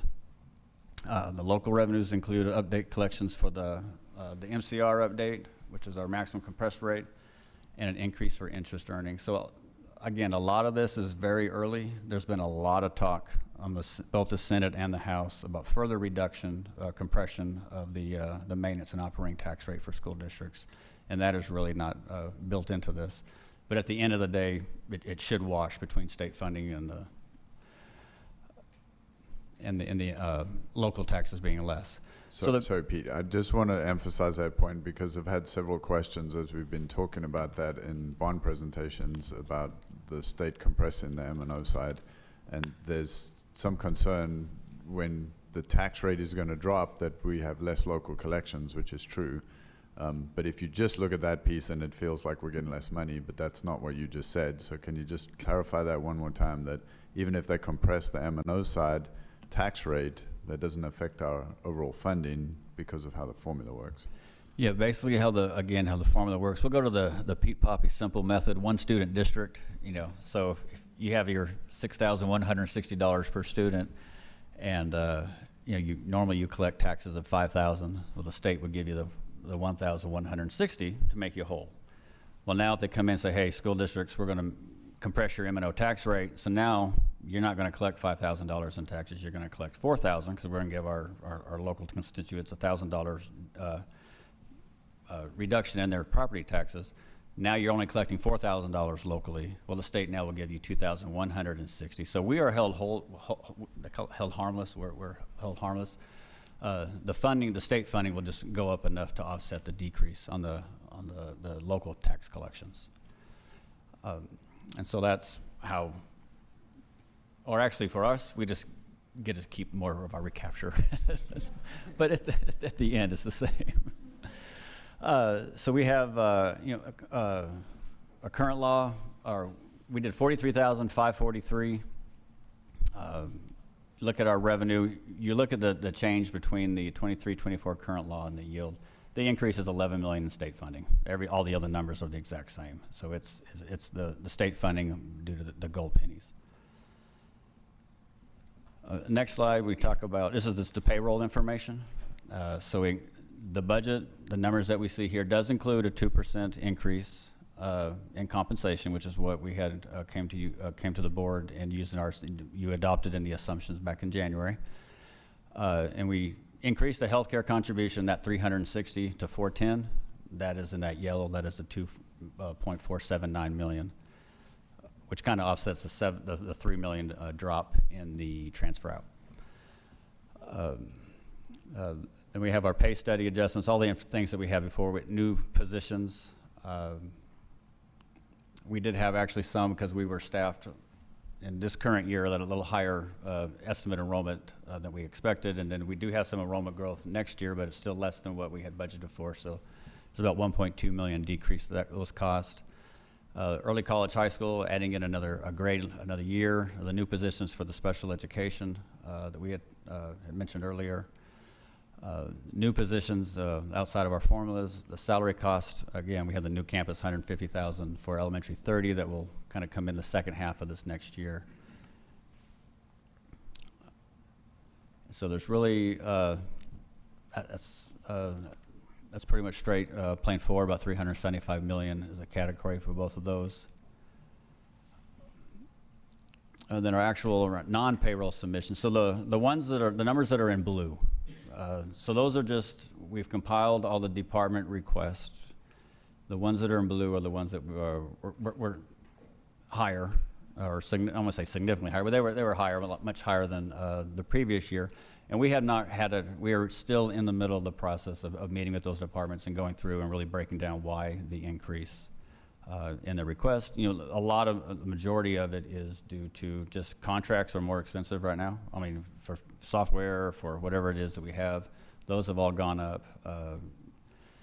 Getting goods here has gone up. So, but we're looking at that, and we will meet with them and see if there's a way we can make sure nothing is double counted, and make sure that we can get those numbers, make sure they're accurate and rightfully so. We'll mention the capital outlay. That increase is $1 million, and that's for portable buildings. That's it. We mentioned at the top that includes $1 million for portables. So that's what that is. To help with our enrollment growth? To help with our enrollment growth and our overcrowding at certain campuses, yes. And that's in addition to the portables we already have? Yes. And does that include Is that early college? the 24-25 projections? So this is this is what we need right now. This doesn't include this, you know, like we have the secondary rezone happening right now. Yeah, this is just to get That's us. what we need right now. And most of those portables, my understanding is won't even be here and be up and ready till November, December. How does that impact we've talked about some, I want to be careful, future building constructions. How does that all kind of balance out then? Without looking behind me, is Jimmy still there? Okay.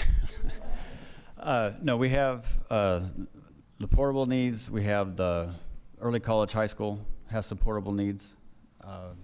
And then Jimmy and his crew, we may need more going forward. A lot of it we won't know until we know what happens on May 6th. And then we can reassess. There are processes in place that as portables aren't needed and can be moved around, but we've had those more discussions details are taking place. Yes, those discussions are taking place. So when you mention what happens with the, right here, when you mention what happens May 6th, are you really alluding to using bond funds to do the portables instead of M&O?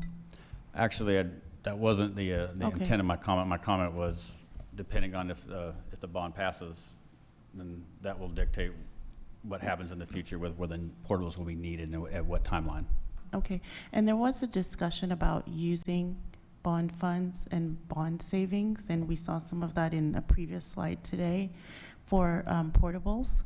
And so what's the difference between doing it here through M&O versus doing it through some bond savings? Well, at this stage of the game, we just set it aside in the budget in case it's needed. Now, there are money set aside in the portable, in the bond. As those buildings are built, they could be used with that. But it gives us an opportunity to know that at the end of the day, we know we're going to need them no matter what happens. So we want to set aside, kind of like when you do your budget, do the big rocks in the jar first. This is one of those big rocks we wanted to make sure we had set aside for. And then if things change, then we can adjust that. But it may be beneficial later to not now, but later have kind of a better understanding of that M&O, bond savings, fund balance, just so we know how all those parts interact. And right, if one of the things we did with our Vader was say M&O is where we're focusing our attention. INS is where we're going to put construction and debt, because M&O is about teacher salaries, staff salaries. So. No, we can definitely put a presentation of that nature together so we're all ensure that everybody understands we're on the same page and we all feel good.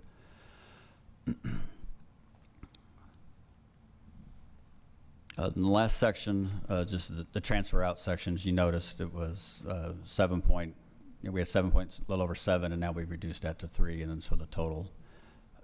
Current law is, again, 14.9 over, and then when you do the gold penny yield, it's about 3.7 million. So some of the things that changes that we're recommending is, again, to go from a 4% to a 3% parameter, and kind of give you the reason as to why, because of how we budgeted and getting a little more tighter with those projections. We don't expect as much to roll forward, so we don't want to give a false assumption of 4% and then not come to fruition. And then we do have that once we put in the gold penny yield, that our current budget as it is right now is within the 3%. It's actually well within the 3%. So the 3% is about 12.9 million a deficit budget. The 4% would be almost 17.2. Our current is a negative 3.7. So there's a difference, or the delta between the current and the 3% threshold is about 8.7 million. And I just want to emphasize, it's not necessarily our goal to get to 8.7, but it is, we don't have to shoot for that. I just want to know that that's what the difference is, and we've got some things coming up. And there's going to be some more, there's going to be some changes in the revenue as this budget gets closer to June. But at this stage of the time, it's just proposed. So I don't want to get the cart before the horse. I don't want to make any false promises, because what came out today could be gone tomorrow. But the House Bill 100 committee substitute came out, and it would increase revenue for schools, and it would increase revenue for Leander ISD. But that, again, that's not official. It hasn't been approved yet. So, we'll plan on it behind the scenes, but really don't want to release a lot of that information or do anything with it, because it could change, and I'm sure it will change. Pete, sorry to interrupt you, but if that were to change, any idea numbers-wise how much we'd get? Well, as of just super ballpark. No, like as of right now, in addition to what you see up there on the gold penny yield, the numbers that came out today were about 8 million increased revenue. And that, trying to remember what was, it's pretty much, it's about 8 million, and that we could use that, to use some of that to look at this year and next year and in the next coming years. So, just in your mind, about 8 million, could be 6, could be 10 when it's all said and done, but you've got a ballpark. That's what came out in what came out today. Pete, with the HB 100, there were a lot of different factors. I'd like to narrow in, though, on the basic allotment. So one of the conversations with basic allotment is that if we were to raise basic allotment to the inflation numbers that school districts have experienced, that you would need to increase the basic allotment by $1,000. But that's not happening. Yeah. And so what is the difference or the delta? Do you know the difference between what's actually being suggested versus what would match inflation that we're experiencing? Well, originally it was $50. That was 2 days ago.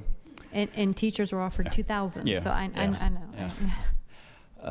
And then I think it increased to 90. So for a district our size, that's about $4.5 million.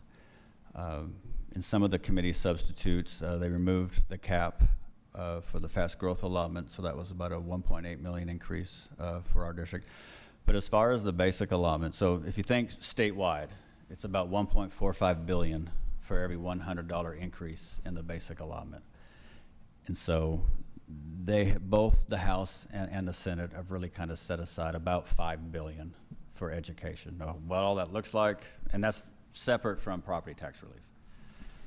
So what they're going to do with that and what that sausage looks like when it comes out, I have no idea. I can just tell you what the runs are at this time, and You know, typically, Pete, can you clarify for our audience who's listening online what a run is? Oh, I'm sorry. No, it's okay.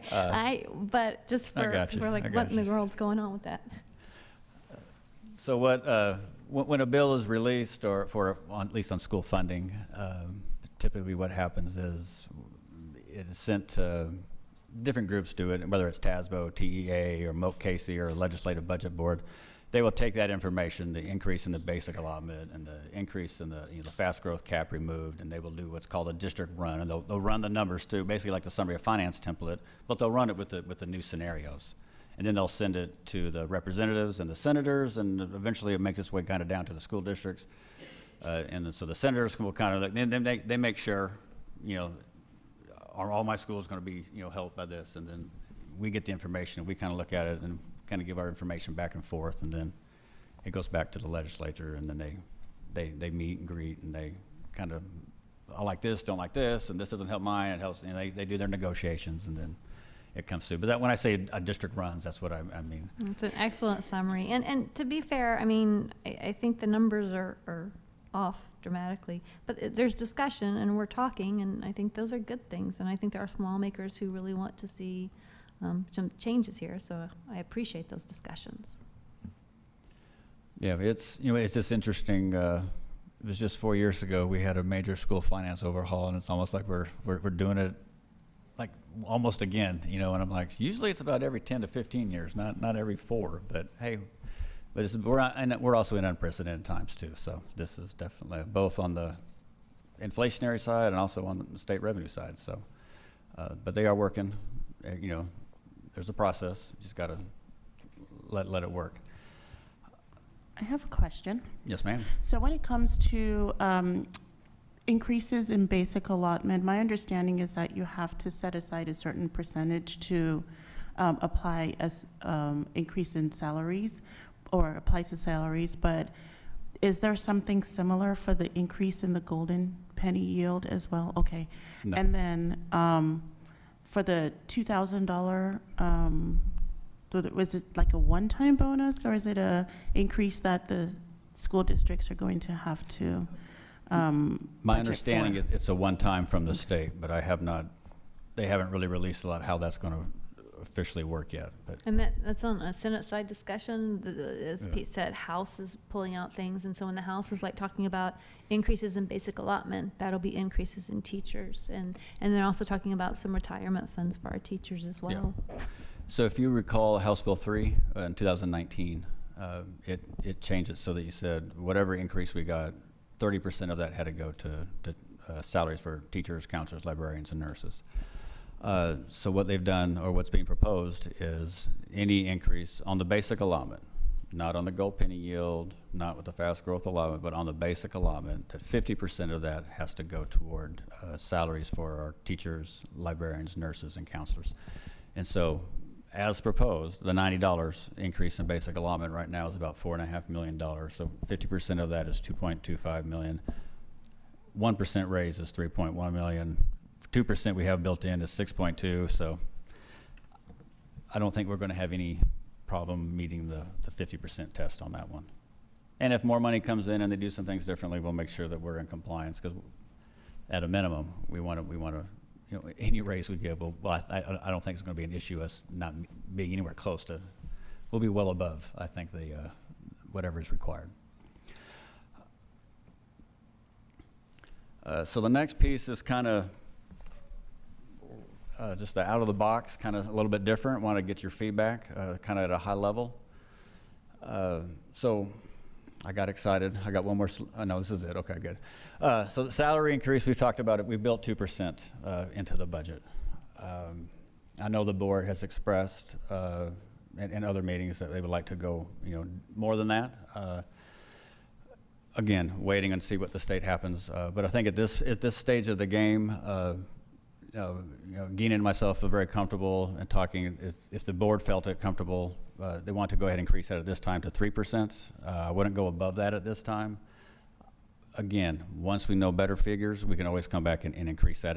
You can't decrease it. So if you want us to build that assumption, we would feel very comfortable with that. And that would be an increase in the base pay, and that would also be, that includes in our employees and their TRS eligible for the retirement piece. And I did ask you about this ahead of time. I don't know if you have that number tonight, though. The percentage then this increases our payroll. Does it keep us at our 87%, or does it now grow us and nudge us up to 88% of our budget is payroll and benefits? You did mention that, and I have not verified that yet. Okay. Because I still have to add in the health insurance side, and I haven't got to that part yet. But we will have that definitely on the next discussion and well before we bring it for adoption. Yeah, and for the board members, I mean, that's just, the more we keep increasing that amount of budget going to payroll and benefits, I just think it's going to tighten other places. And we want to give our teachers, you know, as much as we can. I think I'd like to have a discussion with the board and with you, Pete, of like, where is that percentage rate that we really kind of want to eventually get to, or what the goal is, because why? And not just because, oh, it sounds good. I don't want it to sound like a numbers out of the sky. I really want to understand what we benefit by doing that, or should we just have 90% of our budget to, yeah, and that's a great question, because there's two parts to that. There's a percent, you know, if your budget is 87%, it can mean two things. It can mean, one, your staff very lean and mean and you pay very well. It could mean that you pay middle of the road and you're not staffed well, lean and mean. So where's that balance and where's that discussion go in order to meet our goals? So that's kind of, I would say that the next phase of that discussion is let's really delve into that data. And that process has started. It takes time, but we definitely want to look at kind of how are we staffed. You know, again, the pie is only so big, so the more pieces we cut, the smaller the pieces are. So are we efficient? Are there some areas that we can maybe look at being more efficient? And we'll have those discussions and do those research and study that out, and then be able to really focus on what that percent is and how is that percent? Is it the staffing, or is it because we're lean and we pay well, and somewhere in the middle? Where's the happy point that we all feel good about?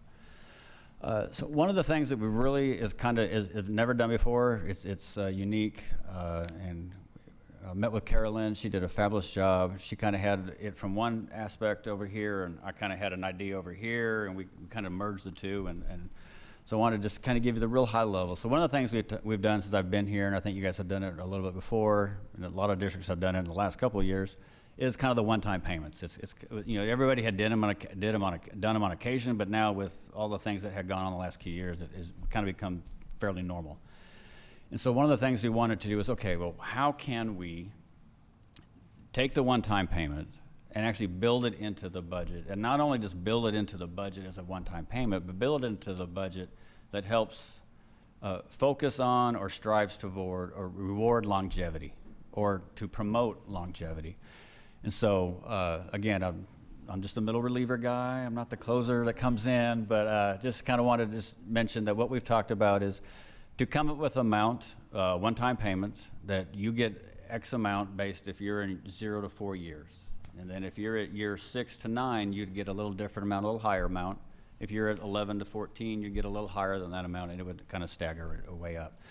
The unique piece is when you get to year 5, year 10, year 15, or any year divided by 5, divisible by 5 is a whole number, there's a fairly significant one-time payment that year. And so the intent of that is you have your one-time payment, you know what you're going to get each year based on your years of experience, and then you know when you hit your years of,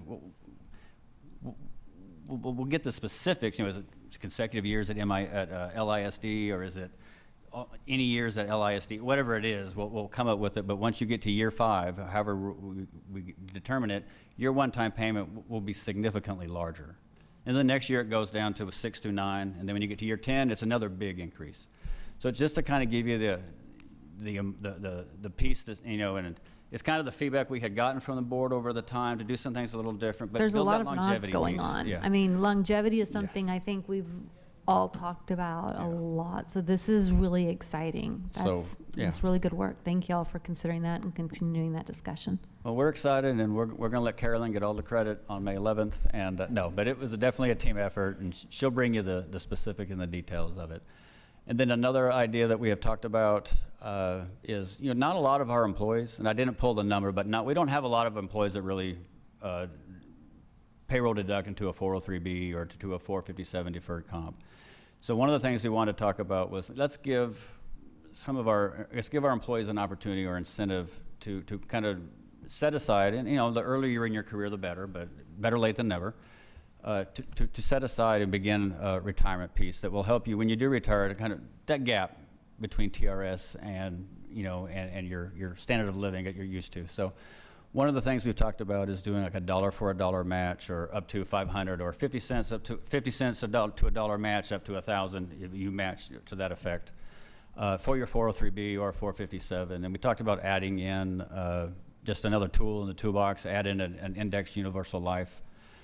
So whatever the employee feels is best for their unique needs, they have an opportunity to either do a 403, 457, or an indexed universal life, and the district will match their contribution to whatever we determine that. And so hopefully that will help get more of our employees to participate and take advantage of that.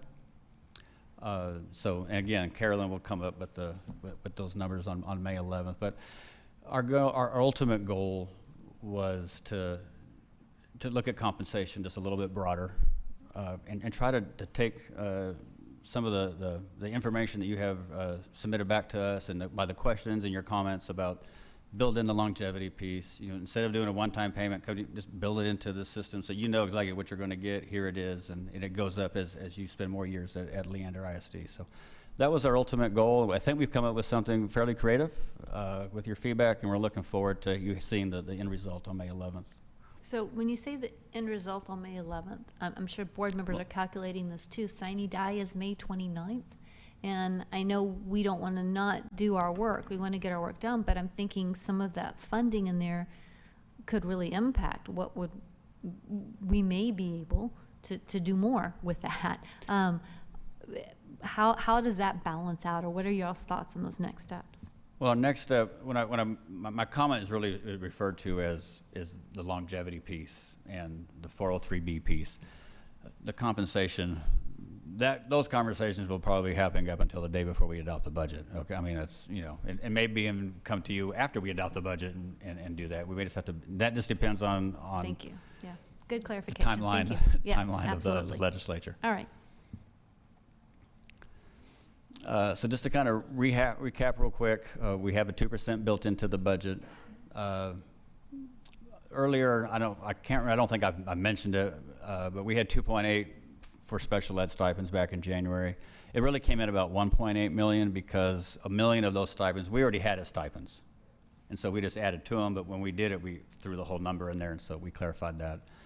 So the additional pay increase for all staff, if we went from 2%. The total of 3% is another about 3.15 million. So that 6.315 would go up to 9.465. And so it's not 9 million to get to 3. It's just a 3 million difference. The 4% would be another 3.1 million. So again, 3% is where we feel real comfortable based on just on the gold penny yield piece. Fully expect to come back to you at the end of between the end of April, May, depending on what comes forward, based on like I said, once the legislature talks about things, it typically doesn't really fluctuate down very much from what they say. It may go up more, but they don't really. Once it's out there, they don't really.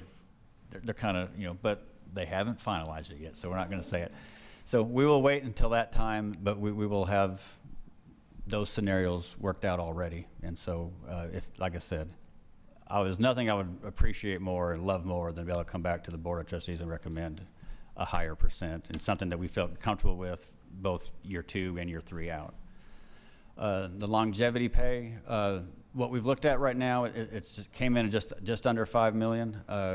Carolyn can bring you the exact numbers. Of course, it can be adjusted, but this is the numbers that we actually felt really good with.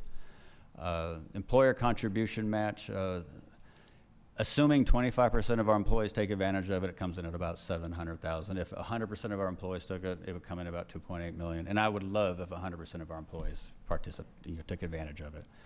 One of the things that has come up that we would like to bring, I put it on here, probably the first you may have heard of it.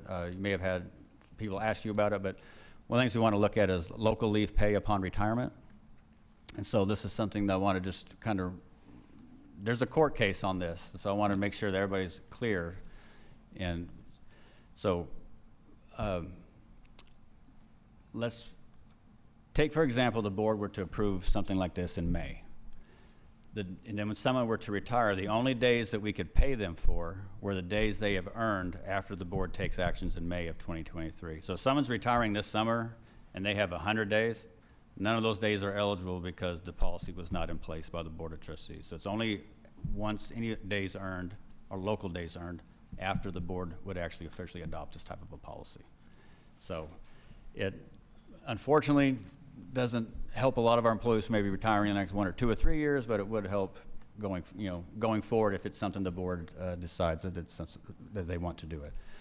And so that is something, and it can be done a different myriad of ways. It can be done a daily rate, it can be done a flat rate, it can, however the policy states, but a lot of flexibility in that. And so that's, I wanted to put that on there. Carolyn will be mentioning more of this on May 11th board meeting, but I wanted to at least put it out there and let you be aware of it, just like everything else, and know that we are looking at it. So if you have questions between now and then, you can prepare and kind of figure that out. But I didn't want to just have Carolyn bring it to you on May 11th and have it be cold. So at least you get your mind going on that a little bit, and maybe you probably get some feedback from some of our employees and constituents as well. But I did want to at least bring that to your information. So we've kind of talked about it a few times throughout the presentation with the legislative unknowns, but so again, the gold penny increased from 98.56 to 126.21, and that's about $11 million for Leander ISD. The basic allotment, which is not included in any of the numbers we had in any of our previous slides, before yesterday was $50. Mm-hmm. That's $2.5 million. Now it's 90, so it's about $4.5 million. Both the Senate and the House have different variations, but both of them are very focused on providing some type of property tax reduction or relief, and definitely additional compression for the school district's maintenance and operations tax rate, as well as the Senate is focused more on increasing the homestead exemption. Safety and security funding requirements, it's been talked about. Even on the runs today, that wasn't in the latest updates. So they still have not come up with a weight or anything. They've talked about X number of $15,000 per campus and $10 per student. If that were to pass, that's about $1.1 million for the district. But they've also talked about having an armed guard on every campus. That cost would be far out, a lot higher than the $1.1 million. But again, it's just talk. Nothing's really. No rubber is at the road yet, so to speak. It's just they're just talking and they're coming up with some scenarios, and as that discussion progresses a little further, they'll give us better information, better estimates. The technology and instructional materials allotment, originally it went up, and then it went down a little bit, and that's kind of where it's meandered. Again, haven't really heard anything on that piece. We have. Both the House and the Senate are heavily Senate Bill 8 on the Senate side on vouchers, education savings accounts. The House voted 86 to 52 the other day that said they will not have any of those in their budget, and so they're going through that process. And we'll just kind of see how that plays out. But we'll always keep you up to date. Before you leave that question, I was thinking about those bills on the House side and on the Senate side, the voucher education savings account. When I'm looking at the fiscal note that accompanies those bills, kind of the income and what they think it'll cost, I did look that up. I did look that up. It's about $600 million. 600 million. Yeah, okay. And I think there's been some questions in kind of the 600 million, the estimates, because they keep growing. So those estimates don't include those kiddos from in the population as we keep growing that program. I heard, again, there are numbers out there. I heard it was somewhere about $12 billion if you start calculating up how this program grows. I don't know. We'll see. Which, interestingly enough, is the amount of basic allotment we want. Which I'm like, well, you could choose. Yeah, you could choose one of these. For the fiscal note on that vouchers, education, savings accounts, do you think, I haven't seen anything that says competition would help us increase revenue. Has there been anything in that you're seeing in the fiscal note of the bill? The fiscal note is a 2-year is a biennium, so that's for that biennium. Again, if you look at 10 years longer, it could be more. Competition, there is, it was interesting because, there was a voucher program actually in San Antonio in the late 90s. It was privately funded. And so it was, the school district will pop in my head in just a minute. Yes, what was it? Edgewood. It was Edgewood. It was the one that the first school district funding. So there was one in Edgewood, and then there's Milwaukee has vouchers, and my dissertation is on school choice. So yes, a lot of I have a whole section on vouchers and education savings accounts. But even competition has been talked about with charter schools, and to an extent you can make an argument yes and no. One of the things that, from my perspective, that I always try to relate to is I've done like 12 marathons. 3 of them were Boston qualifiers. I've done 5 Ironmans, a dozen half Ironmans. And what was interesting is when I did all these competitions, I did the same course in the same conditions against everybody that I was competing with, and I was competing against people in my age group.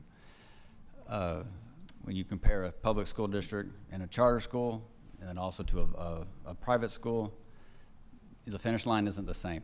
The rules are not the same. So yes, you can make an argument on the competition side, but you can also make an argument on, but are things all equal? And on the Edgewood, a lot of students that took the voucher went to Edgewood. A lot of them dropped out after a semester because they couldn't afford the ancillary costs. They couldn't afford the textbooks, the uniforms, because a lot of them went to Catholic schools in the San Antonio area. So there's you can't narrow it down just to one thing. It's a very broad, multivariable, and it's a very in-depth discussion. Competition is obviously part of it, but there's many other variables that come into play. So, like I said, I always look at it as I'll compete against anybody any day of the week. Just make sure I'm playing by the same set of rules. And if I can't win at that, then that's on me. But that's my Pete Poppy philosophy. I like your philosophy.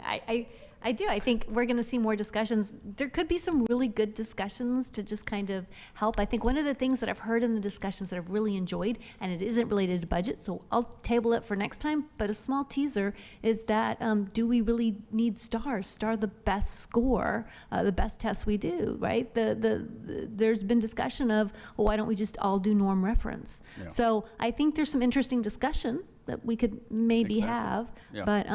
But I think we've heard, actually, wasn't it TEA who had a comment about the fact that this would cause negative implications to our public education? So we'll have to keep following it closely. Yeah.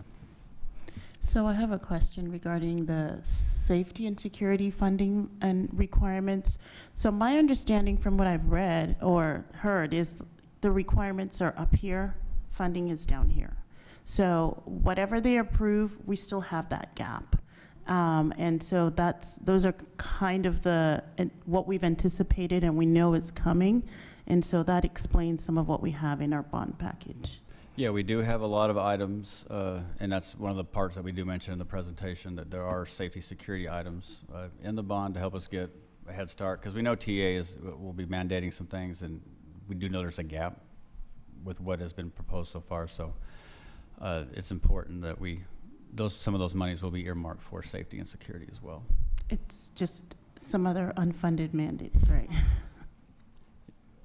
It is, but I think it's one that we would probably have no problem funding. But I mean, I just wish it was, if you're going to say it, you would at least provide the funding for it from the state level. But I completely understand and the frustration and agree with that. So just wrap up, the last slide kind of compares the adopted in January with our updated. So we have our enrollment has increased a little bit.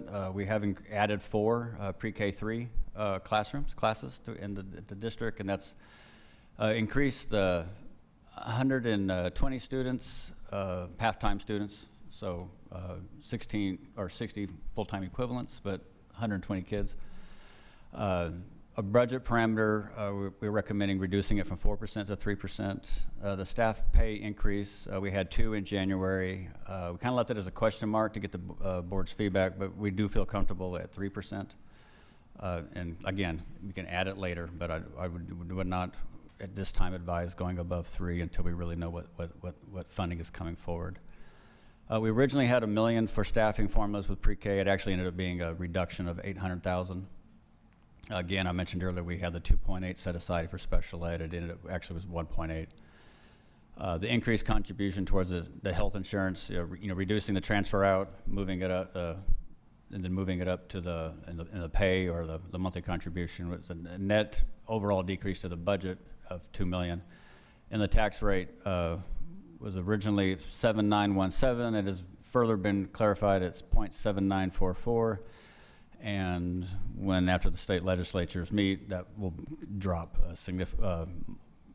anywhere between 7.7 or 7 cents, I think 7.03 cents on the Senate side is what they're talking about, and then the House is looking at that plus another 15 cents. But nothing set in stone. And just for clarification, that is the MCR. That does not include the gold and copper pennies. That's just strictly the maximum compressed rate. So our next step, or again, tonight on the agenda, is approve the updated assumptions. Continue review of the budget request. Gina and Emily are full speed on that process as we speak. Review and adjust our revenues based on preliminary certified values, which we'll have at the end of the month. Of course, we're monitoring the legislative bills. We plan on presenting a near final budget in May, and then adopt the budget on June 15th, and set our tax rate in August or September. And then revise our budget development and tax rate adoption calendar, because we're going to do it all again a year later. Are there any questions? Board members? I have a question. On slide 8, where it goes from the adopted budget for 22-23 to the projected budget, you had warned us last time that we had these conversations that the recapture number that we had after we established that we were in fact in recapture, that number was not final and it would most likely increase. And this is showing a pretty substantial increase. So is this now the $50 million? Is that our recapture number? Are we done for 22-23, or is that going to increase again? That is the best number we have at this time. Okay. 51 million is what we're based on the number. Again, it all depends on what the students or what our student ADA, all that stuff is, come in at the end of the year. But based on the 4-6 weeks, the latest, when we pulled the last data from, was the 4-6 weeks. And so extrapolating that out, basing it on, typically attendance doesn't really get better the last six weeks of the school. But extrapolating that out and running it through the template, we're in our heads, we're really saying probably 51 million, but we've got 50.1 million sitting in there. And so we're looking at, we were talking about the budget amendment today for the end of the year, and that was one of our discussions. So, but we think it will be right in that low 50 range. And then as you look at the next couple years out,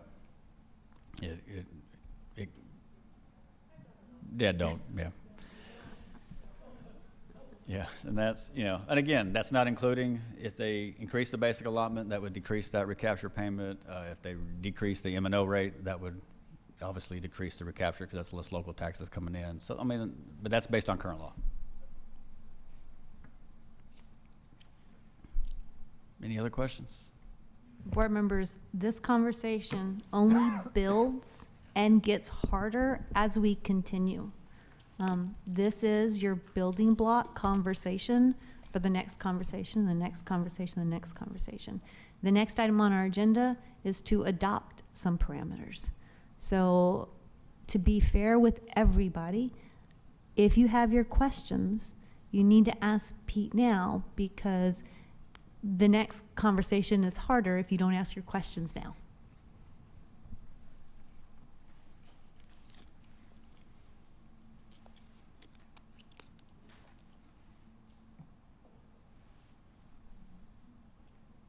All right.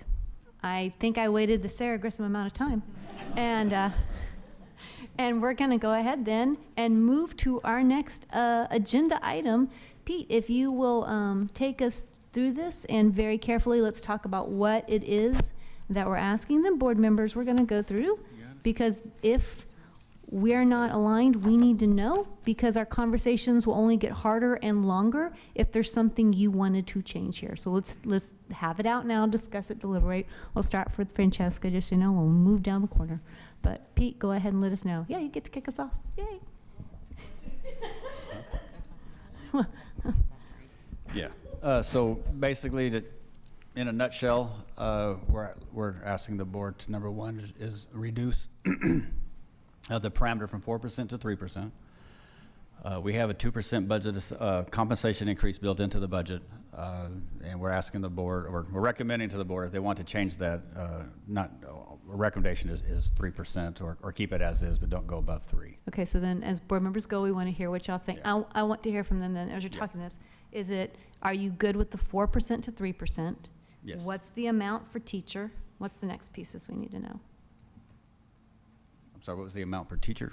Teacher, 2%, 3%? Oh, yeah. Yeah, you wouldn't suggest, of course, we're not going to go lower. No, but yeah, no. This is for everybody, so No. everybody we're going to Yeah. ask. Okay. and Make sure we're all on the same page here.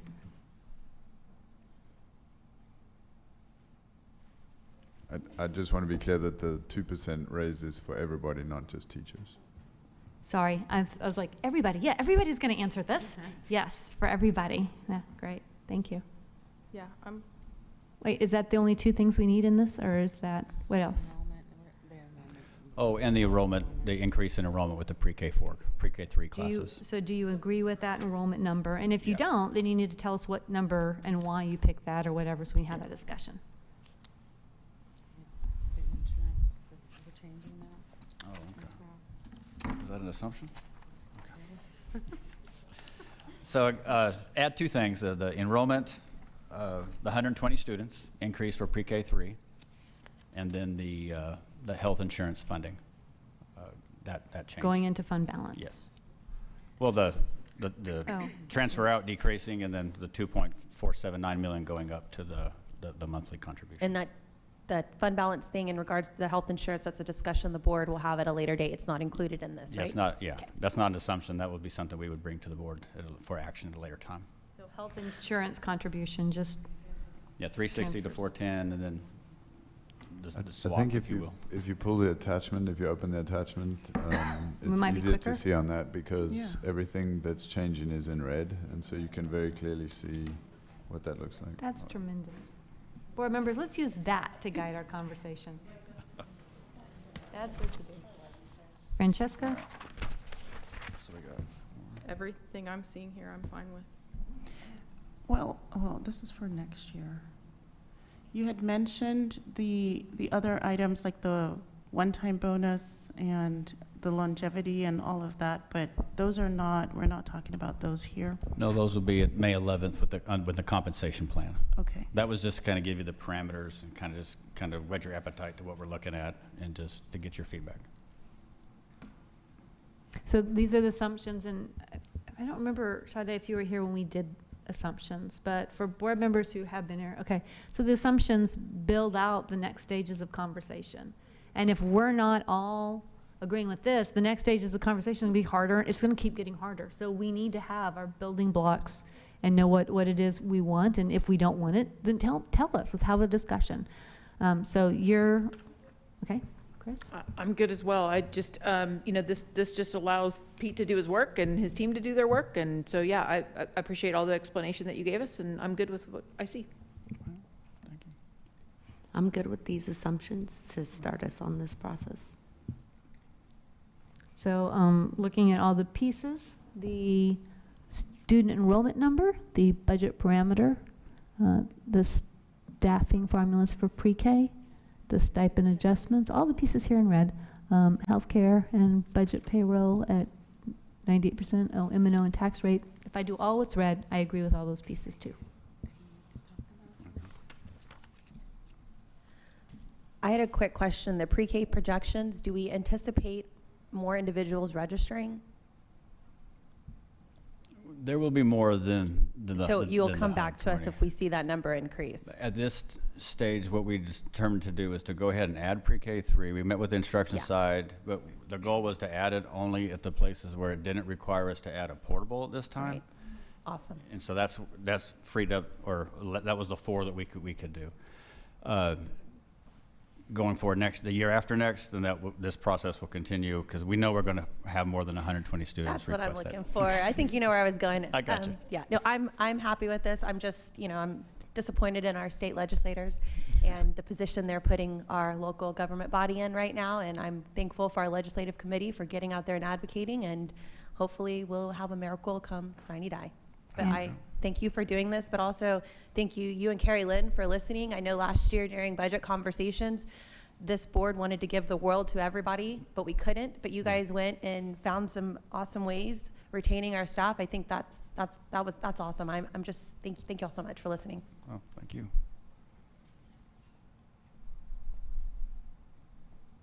So I know you mentioned looking at the items in red, but I'm looking at the staff pay increase at the overall 2%, but you also mentioned 3% as something that could be done. But are you just basically saying like the 2% is a starting point? It doesn't mean that, it doesn't mean we can't go higher. Yeah, exactly. Okay. So we talked about 2, that was what the budget was originally built on, that assumption. We are in the middle of the hiring season right now. Based on just a gold penny, we feel the 3% is we can handle that in even a year or 2, and then we'll see what happens with the legislature. But that would at least allow our recruiters and everybody to go out, and our potential Leander ISD employees, applicants, to see, hey, we know they're given 3% next year. So that's kind of why we would recommend 3%, but not higher at this stage of the game. So are we all at 3%? Because I'm seeing 2% here. So I just, let's be clear. If we're saying all yes on this paper's 2%, and I was thinking 3, so. Yeah, so I want to clarify that we're all 3%, so that was okay, kind of. clarify, are we all 3%, or did we think it was 3? No, 3. 3. Okay. 3. Okay. And I think I have a written one. All right. Thank you for the clarification. Paul?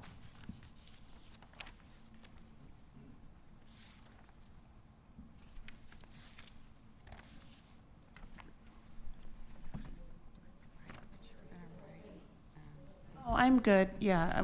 Well, because I mentioned, he said they were thinking 3%. So does that mean that this number here changes in the assumptions, or does it stay at 2? No, I've got an assumption one at 3% Okay. here, and that we'll, if He'll the give way us the the way motion the motion language. is and the discussion is, we will use the 3%. We will use the 3%, Yeah. and the motion lets us do that. Yep. Okay, Paul, you're up. Okay, so you're okay with all the assumptions then that are on here? Don't have any questions about them? We're good. Okay, then if there are no questions, we're all good. I need a motion to approve. I move that the Board of Trustees amend the 2023-2024 budget assumptions in preparing the 2023-2024 general fund budget as presented. I second. I have a motion from Christine, second from Anna. All those in favor, please raise your hand. 7 ayes, no nays, motion carries. All right, board members, it is 10:20. Excellent work. We've got the start of a budget. Before we start closing up our laptops, I want to point y'all to the debrief so you can answer any questions in there. And that way you don't have to spend time when you come back. It is 10:21, and for purposes permitted by the Texas Government Code, we are going into closed session, and I'll read these out. Texas Government Code 551071, consultation with attorney regarding pending or contemplated litigation and our attorney-client privilege matter. Texas Government Code 551.071, consider next litigation options regarding second access road to Vandergrift High School. Texas Government Code 551.074, deliberation regarding resignation, terminations, employment, reassignments, duties, and evaluation of personnel and public officers. Texas Government Code 551.0821, deliberation regarding matters whereby personally unidentifiable information, one or more students will be disclosed. Texas Government Code 551.074, personnel, consideration of term probationary employment contract renewals for administrators. There will be no action taken in closed session. We will return to open session for any action items.